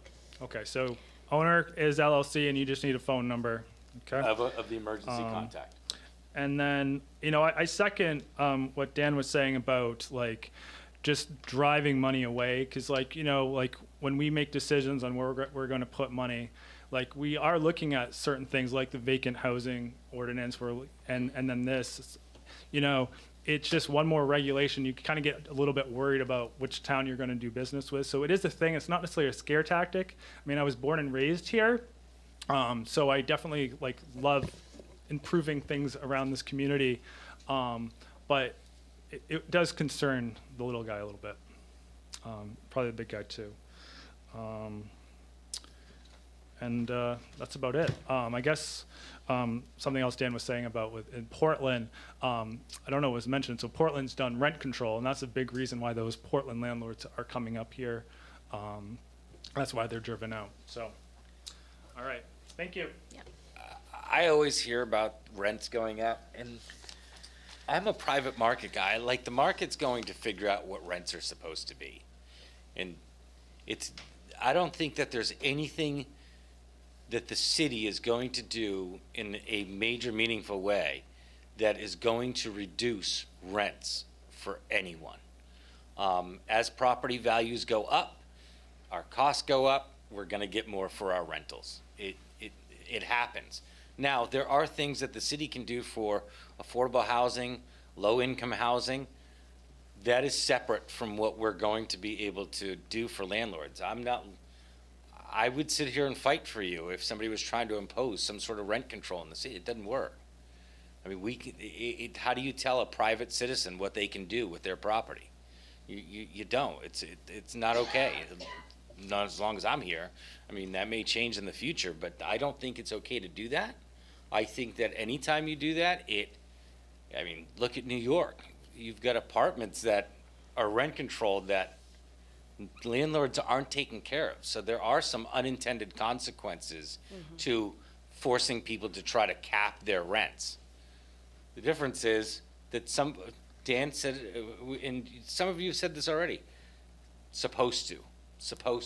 You're supposed to do it. Many of us are supposed to do stuff. And we're not worried about the people that are doing it. We're worried about the ones that are not doing it. Because there are some of those landlords in this city, in this community, and surrounding communities. And we don't want those people coming up from Portland either. We don't want those kinds of landlords. We want people that take pride in their buildings, that want to give people a safe place to live. And the majority of you do that already. We're trying to target the ones that do not, that give the rest of you a bad name. And those are the landlords and the issues that we're trying to deal with. We're not trying to deal with everyone. Diane.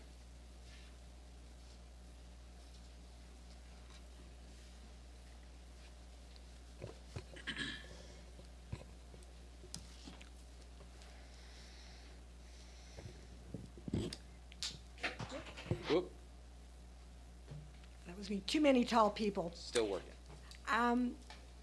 Diane Weinstein, Ward 6. I actually own a house that has 3 units in it. I happen to live in one and have then 2 other units as a landlord. I myself don't mind, even as a, owner of a small property with rental units, that I would have to register yearly and that I would have to attest each year that my property complies with bare minimum safety codes. Well, I think it's great that there are many people in Waterville who own multiple properties.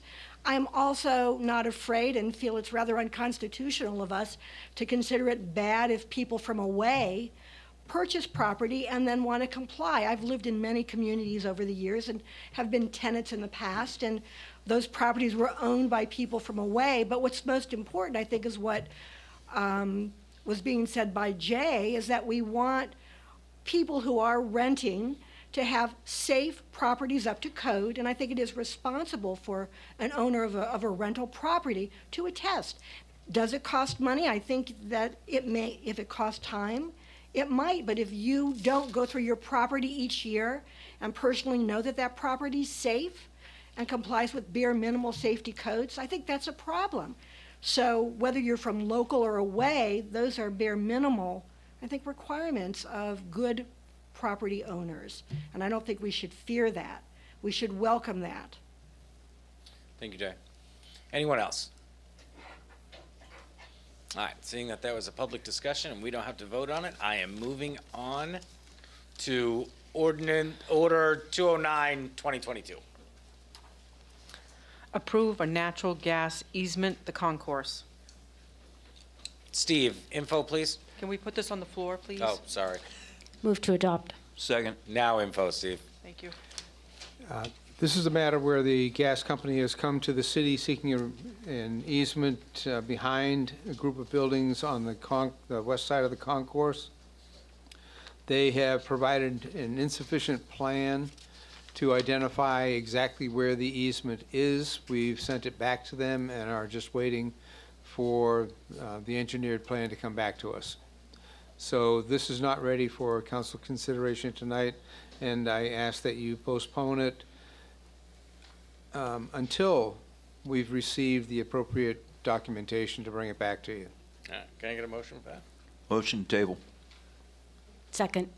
Patty, can I get a roll call? Okay, so we're tabling it to what time? What time frame? I didn't say a specific time frame, and, Hey, until we hey, have the sufficient Steve? documentation to bring it back. Steve, would it work to table until, say, first of the year or until they get everything together?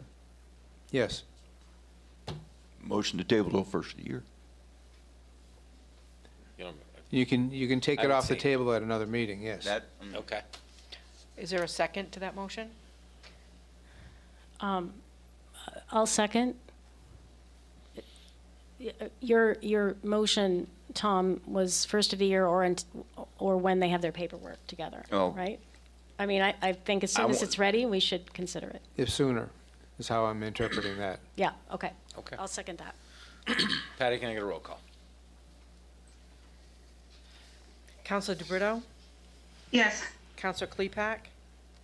So I'm voting on it being tabled until it's ready or till the first of the year, even if it's not ready. Yes. Is that correct? Correct. Okay. Yes, thank you. Counselor Green? Yes. Counselor Frankie? Without being too pedantic, we could take it off the table at any time. So having it postponed until the first of the year would be would have been totally acceptable. I'll vote yes for the table. Yes. Counselor McCormick? Yes. The vote is 5 in favor and 0 opposed. Moving on to Resolution 212, 2022.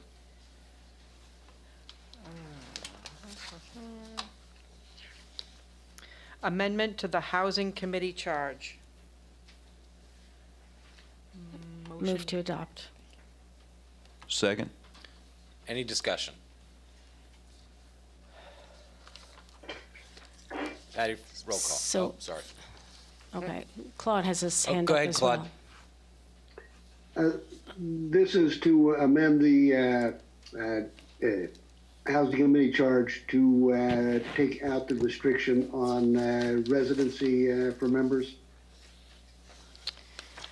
Yes, but I believe that there was an amendment offered to give preference to members from Waterville. But that if a person couldn't be found that fit the bill, as it were, for the requirements, that we could consider someone who works in Waterville. So I believe, I didn't see it in the agenda packet, what the most recent wording is. Do we have that, Patty? We do not. It was discussed at the last meeting, but it was never formally motioned or seconded. So we would need to put that amendment on the floor and take a vote on it. okay, but it does appear that way in the packet. Right, it's proposed in there. Okay. But that was not Okay. part of it, so we could move to substitute with this document, and that would suffice. That would incorporate all of these Okay. changes that are in red. Okay, well, I'll move that we do that, and maybe we should read it just to be clear. So the motion would be to move to amend by substitution. Mm-hmm. Is there a second? Second. So would you like me to read the changes? Please. So it adds language to increase to 10 members from 8. It adds the language for membership to be for people who live or work in Waterville and who represent one of each of the 6 categories. It strikes out the words resident from all of those categories because it says live or work previously. And then it adds Waterville residents will be given first preference. So, I got an issue with that. I give you appointments, and you're supposed to either confirm or deny them. If I have 2 candidates that have applied for something, and I like somebody who doesn't live in town, but they work here, I don't want to have to give preference to the resident. My job is to give you the recommendation of the people that I have interviewed. And then you can either confirm or deny those people at that time. Well, doesn't that clause simply indicate that, I mean, that's one of the considerations for a person who is a good candidate for the I role? just want to make sure that that isn't the prime, like, if I have a really good candidate who happens to live in Oakland, I don't want to give that to somebody else just because they were here. Like, they may not have the same sorts of qualifications that that I'm looking for, but you're gonna hamstring my appointments that you're supposed to vet. So I find that what are you gonna do? Just, if I appoint somebody, say, you can vote them down at that point? Yes. But I don't know how you want me to make that choice. Go ahead. It was something that was brought to me by other constituents when I go around asking them about this stuff. And they go, shouldn't they be in town? You're absolutely right. But I was also asked, shouldn't the chief of police and the fire chief live in town? And we haven't got to that point yet. I'm at this point, and I was just trying to make the best of both, give them the first option, because that's what the people were asking for. Well, they can ask. I still feel like I should have the ability, it's my job to add people for you to appoint. So I'm just putting that out there. Claude, is your hand up? I think it's blending in with the white. Yes, my hand is up, and I would just like to point out, Mr. Mayor, that your job is to carry out the laws of the city the way the council passes them. So if the council says give preference to residents, then your obligation as mayor to carry out the wishes of council. I frankly think that if we left it the way it is and forced you to appoint residents to all the committees, that wouldn't be such a bad thing. But I do like Tom's compromise solution, and that's what I'm going to support. But it's not a compromise. You're still making me pick a Waterville resident. Well, I mean, I do think the spirit of this thing is the presumption that if someone lives in Waterville, that they're invested in the housing here in a way that someone who doesn't live here isn't. That person who doesn't live in Waterville might still have a lot of expertise to offer. And I mean, the point of this is that the person should be invested in Waterville in some fashion. So they have properties here, they work in the city, they are invested in Waterville. I think that the whole point of this is we want people who care about Waterville housing on this committee and that know something about it. And we want a diverse group of people to provide input. And to me, this does the trick. I think when, if there's someone who is a person who applies from Waterville but doesn't have any experience in, say, the building trades, and someone from Winslow applies who does, then I think in that case that person would win out. Because we want someone who has, is actively engaged in the residential home building industry in connection with affordable housing. That's one of the categories. The way I read this says I have to give the Waterville resident precedence. I'm not disagreeing with you, but I think that's where we now get a chance when you present them for us to have the discussion. But as Claude was saying, it's a compromise move. This is what the people asked for. I couldn't come up with anything better. But again, we just gave you a circumstance that more than likely will happen, where I get somebody who's got all the qualifications from another town, but you want me to give preference to the person that has zero qualifications. Is it No, preference no. or precedent? Is the language preference or precedence? Preference. I think the point is if you have two people, one who has experience in building houses and one who doesn't, and the one who has experience building houses happens to live in Winslow, that you would be able to put that person forward, over someone who doesn't have any experience in that area. And all other things being equal, people with similar qualifications, preference would be given to the Waterville resident. But if a person Exactly. has higher qualifications, then the merit of that would trump residency.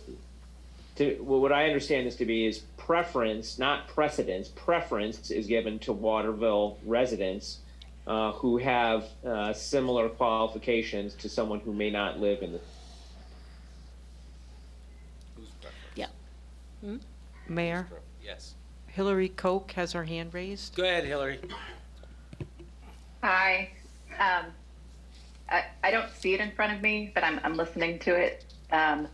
The way that it reads, I think it is clear that whoever is from Waterville would be chosen first. I'm just going back to discussions that we had on the Charter Commission. So I think that you could word it in a way, I think as Councillor Klepak was trying to suggest, you could word it as, if everything is equal, then preference would be given to the person from Waterville, if you really want to do it that way. But I think as Councillor Frankie made it clear, I'm sorry, Mayor, your job really is to just fulfill whatever the charter says and whatever the council says, as frustrating as that may be. And so the council just needs to decide what it wants to do. Most committees that we have don't have requirements of qualifications. Nope. Should they? They probably should, but most of them don't. I think it's great that you're coming up with a list of qualifications. I think that's really wise. So make a list of qualifications. Problematic would be if you have a list of qualifications and you say that they don't have to be from Waterville. Then you could have a list, you could have, committee members that are none from Waterville. So if you're going to do that, then I would say, as a resident of Waterville, then I would say a minimum of so many members must be from Waterville, because you must have members from the city of Waterville present on that committee who actually live here. It would be absurd to not have any members on the committee who actually reside in Waterville. But I absolutely agree with the mayor. Certainly, if you have a list of qualifications and you have members outside of Waterville who have those qualifications, well, then it would be silly not to include them. So I think, as the wording stands, though, it's really clear. Preference must be given to a resident of Waterville first. It actually. Oh, sorry to interrupt, Hillary. I just word it otherwise. Yeah. I just wanted to clarify that the way that it is written,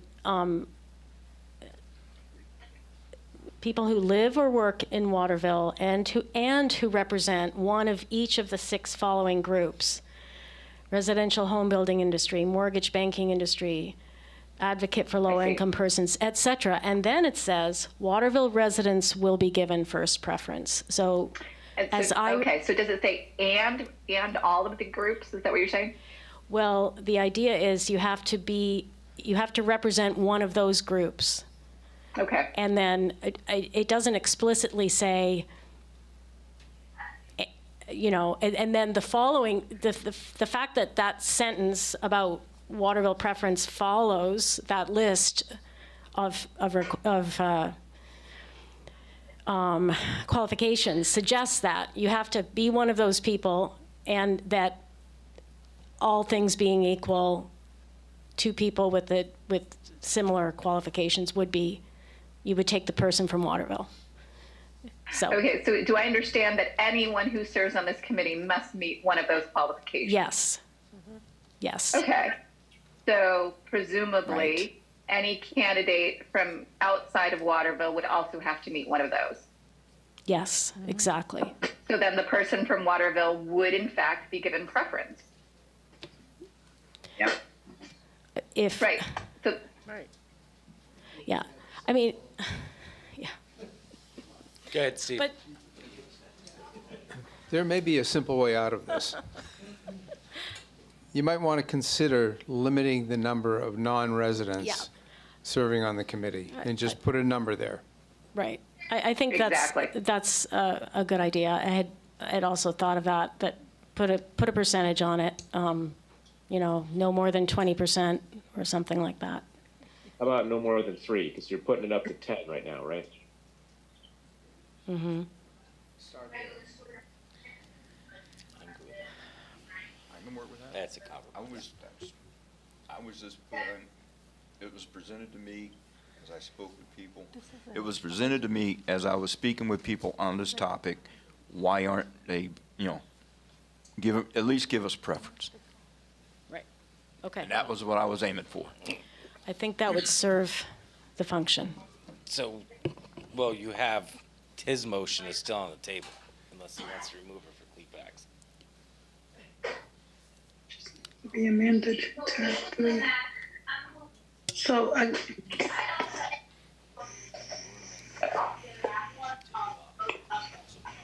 I'll remove my motion and honor Mr. Peklichek.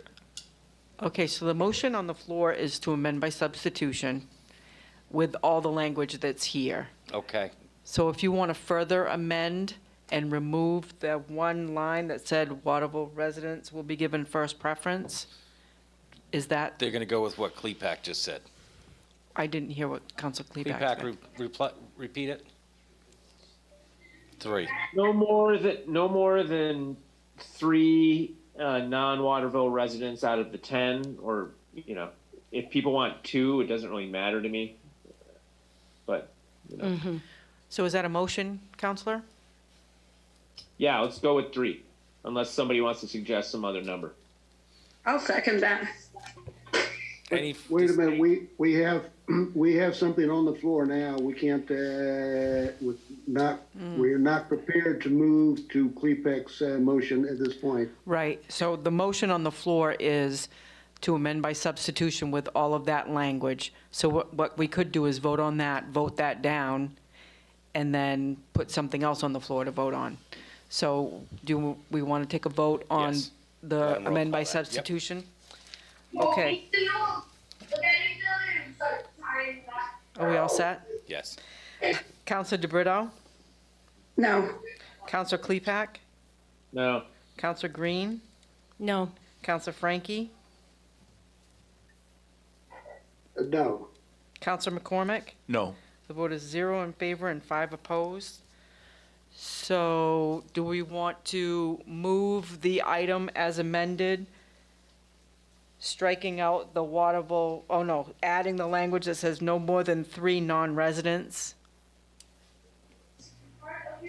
Is that a motion, Counselor Klepak? Yes, so moved. And I'll second it. Now can I get a roll call, Patty?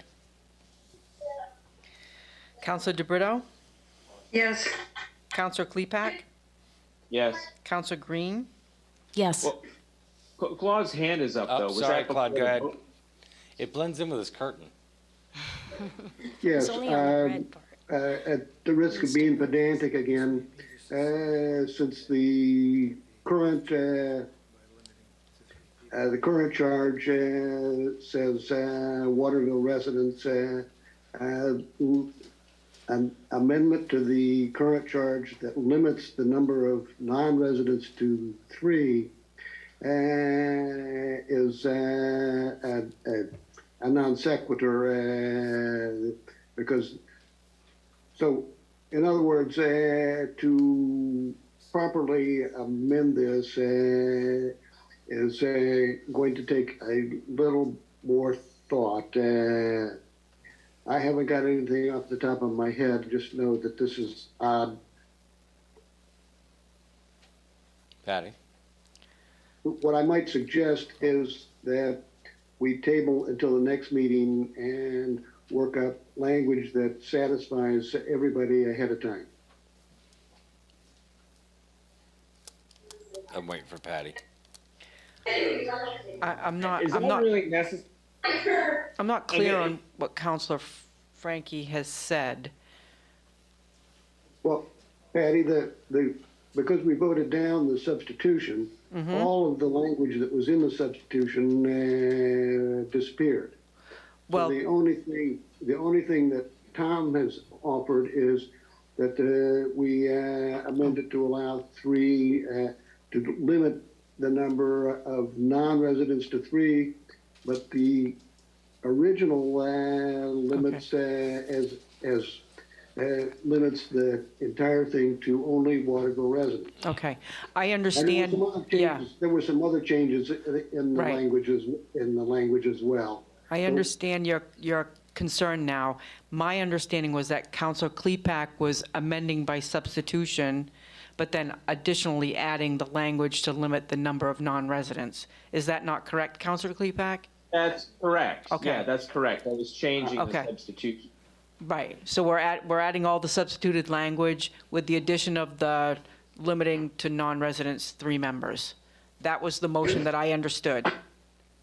Yeah, contingent upon the cap being 10 members, right? You know, I was Correct. going for 30. Yep. That is correct. So that was So- the motion as I understood it, and That's how I understood it. we're halfway through the vote. Are we good to proceed with the vote? Just to be clear, we're substituting the line, Waterville residents will be given first preference, with the line, no more than, or a maximum of 3 non-residents may serve on the committee.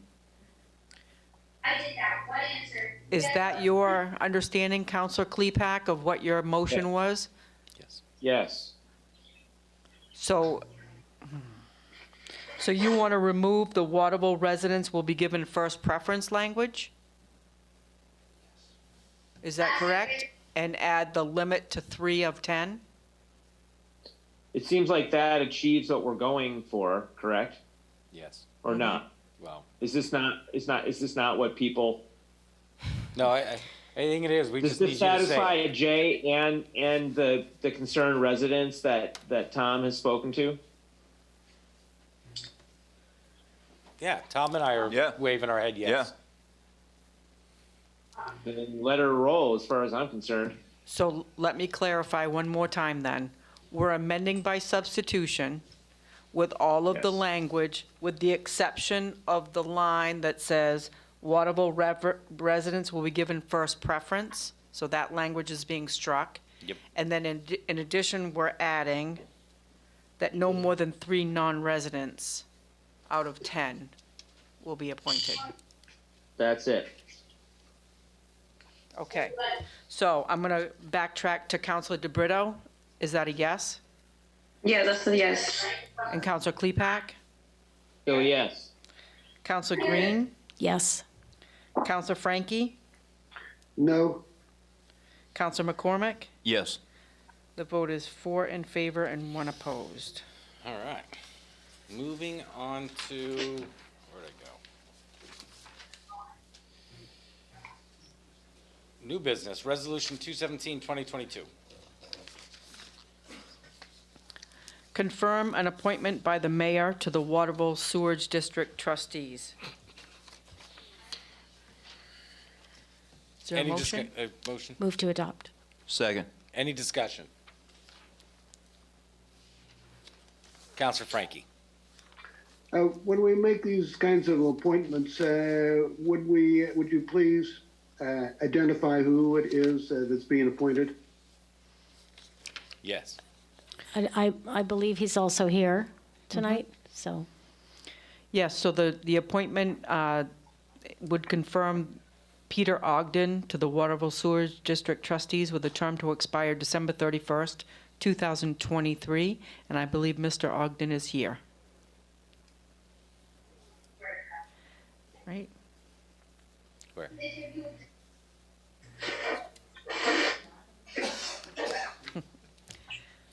Heading. All set? Any, yep. Councilor DeBrito?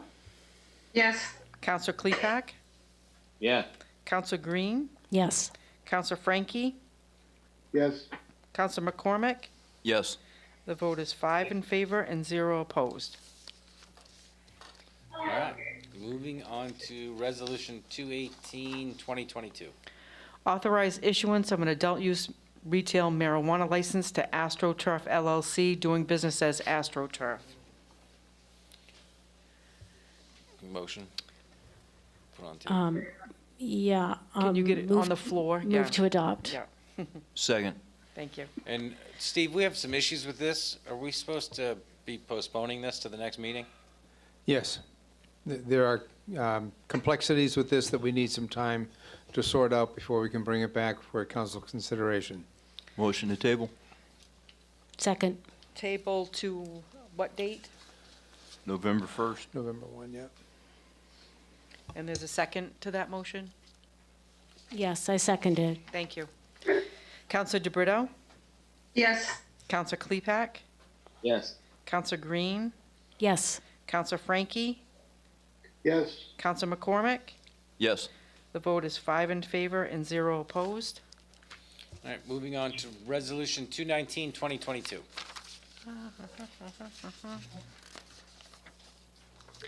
Approval of a liquor license to John Pacuro, doing business as The Last Unicorn. Move to adopt. Second. We're opening? Is John here? He is. We open him back up. Excellent. All right, any discussion? No, we gotta bring it up first. Do we I have a can't even remember if I moved to adopt, but if I didn't, You I did. will. You moved to adopt. I seconded. All right, any discussion? Do you want a shameless plug? It's your time. All right. Patty, can I get a roll call? Counselor DeBrito? Yes. Counselor Klepak? Yeah. Counselor Green? Yes. Counselor Frankie? Yes. Counselor McCormick? Yes. The vote is 5 in favor and 0 opposed. All right, moving on to Resolution 2220, 2022. Authorize issuance of a victualler's license to John Pacuro, doing business as The Last Unicorn. Motion. Move to adopt. Second. When are you opening?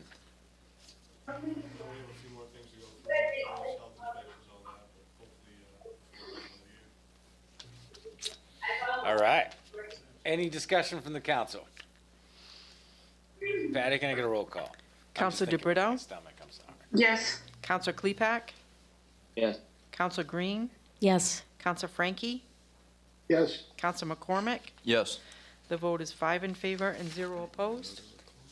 All right, moving on to discussion item, library parking pilot program. I know you've been waiting, Cindy. I saw we came up with an awesome compromise. Steve? There's been a lot of talk about parking around the library, the shortage of it, the absence of it, the difficulty of crossing the street with children, with elderly folks, and that sort of thing. Cindy Jacobs, the chair of the library board, has worked closely with the city staff to come to a plan that we believe is going to work as a pilot project to determine if it can be used permanently or not. I have some slides that I'd like to show to you. And I need to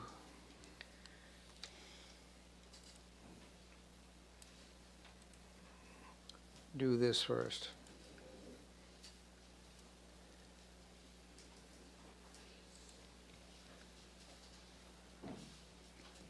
I don't know what I did.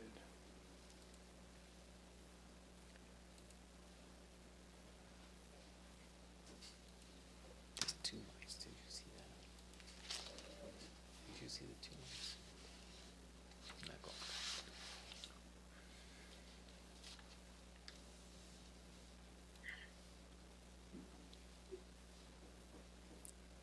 We were gonna show you That some is not slides. shared. It's not a good Was there, tech night. it has not been a good tech night.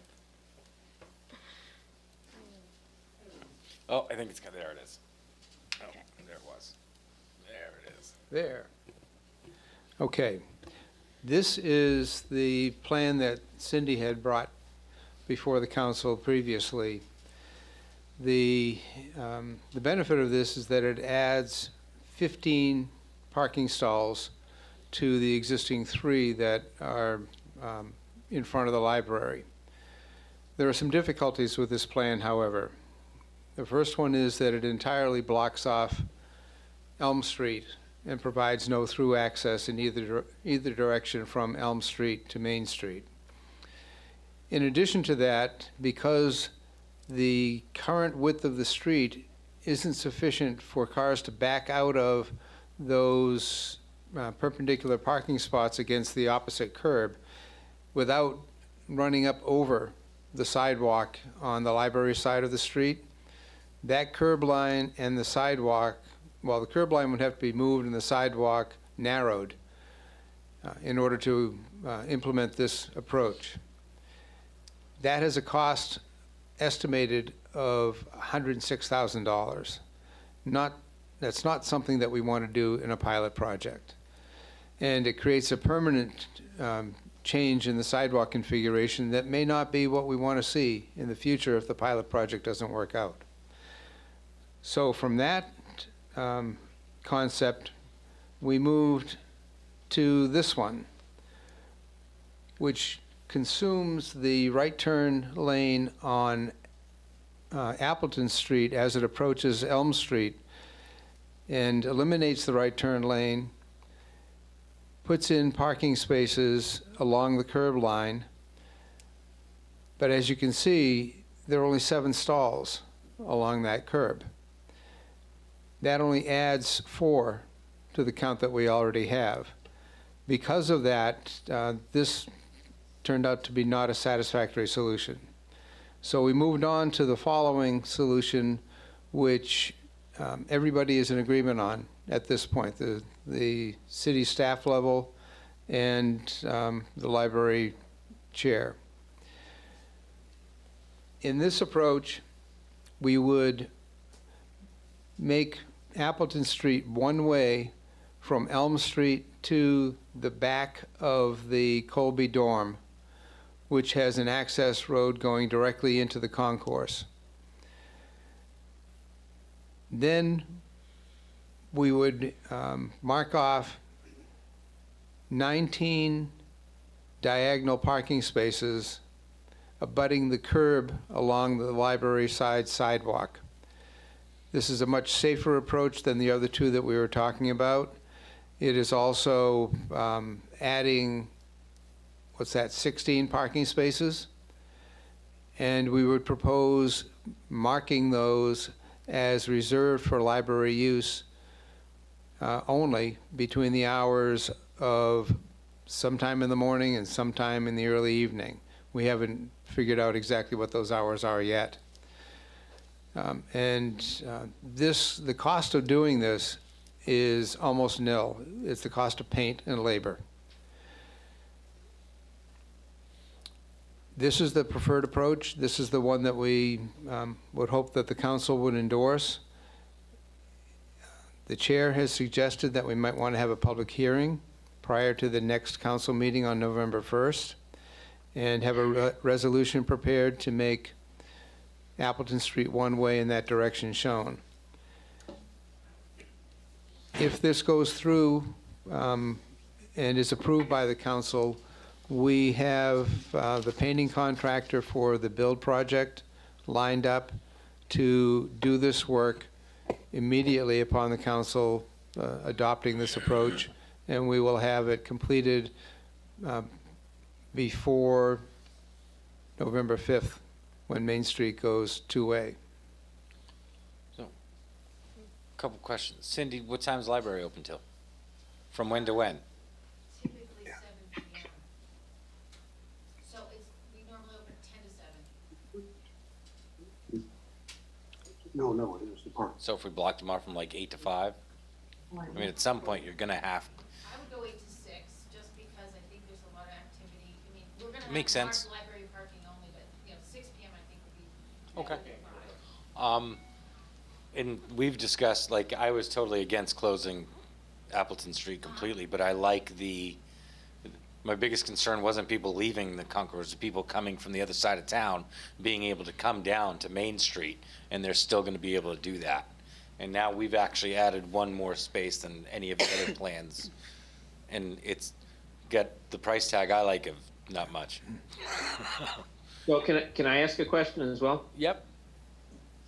After we throw the switch and shift all the traffic plumbing in the city here, people that are coming in through Appleton will still be able to egress to the north, to the north, whatever that is, northwest, by taking a left on from Appleton onto Main Street. Is that correct?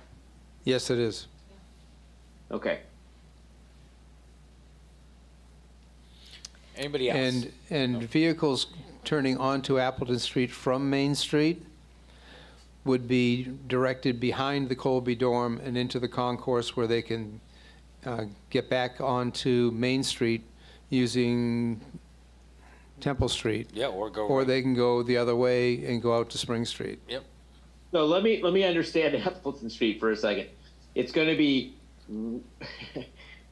Park Street is two-way until it gets to Elm, and then it becomes Appleton, and it's one way for like a half a block until it gets to Colby Dorm, at which point it becomes two-way, and then on the other side of Main Street, Appleton is again one way, but in the opposite direction now, or is that going to two-way as well? No, it's still one way, it's just in the opposite direction. Okay, all right.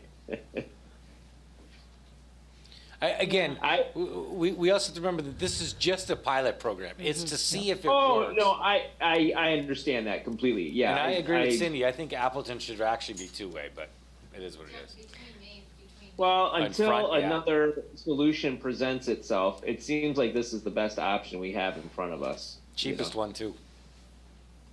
Yeah. Councilor Green.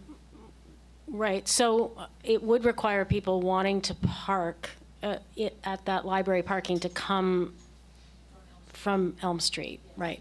But they, of course, could still park in the concourse and use the library, right? we have so many people, they would have to Yeah, Yes. right, you're not gonna Right. cover, right, it's not gonna be all the parking.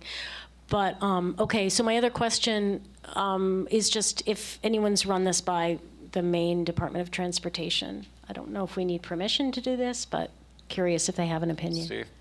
The original design for closing off Appleton Street entirely had been shared with Maine DOT, and the traffic engineer who heads up that division of DOT said that he didn't see a problem with that.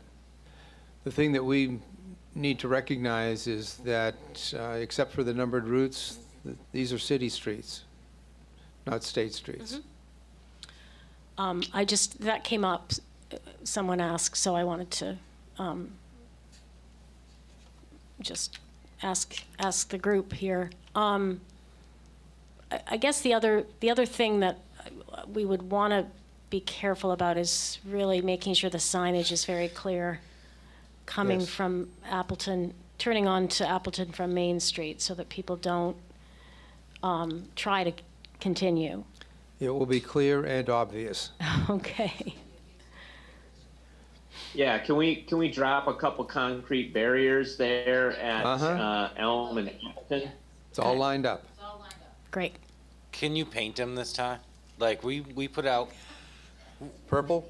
No, because we told businesses that we're going to have the barriers, that they were allowed to, like, paint flowers or wherever else they wanted on them, and then nobody did, and we just had gray blocks of ugliness Yeah, sitting around the I city. noticed that. Can you paint yours?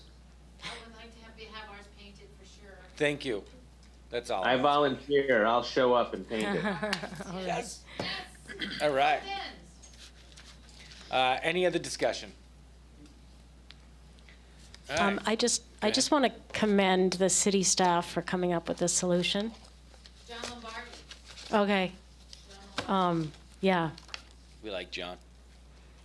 that's great. All right. Counselor comments. Go ahead.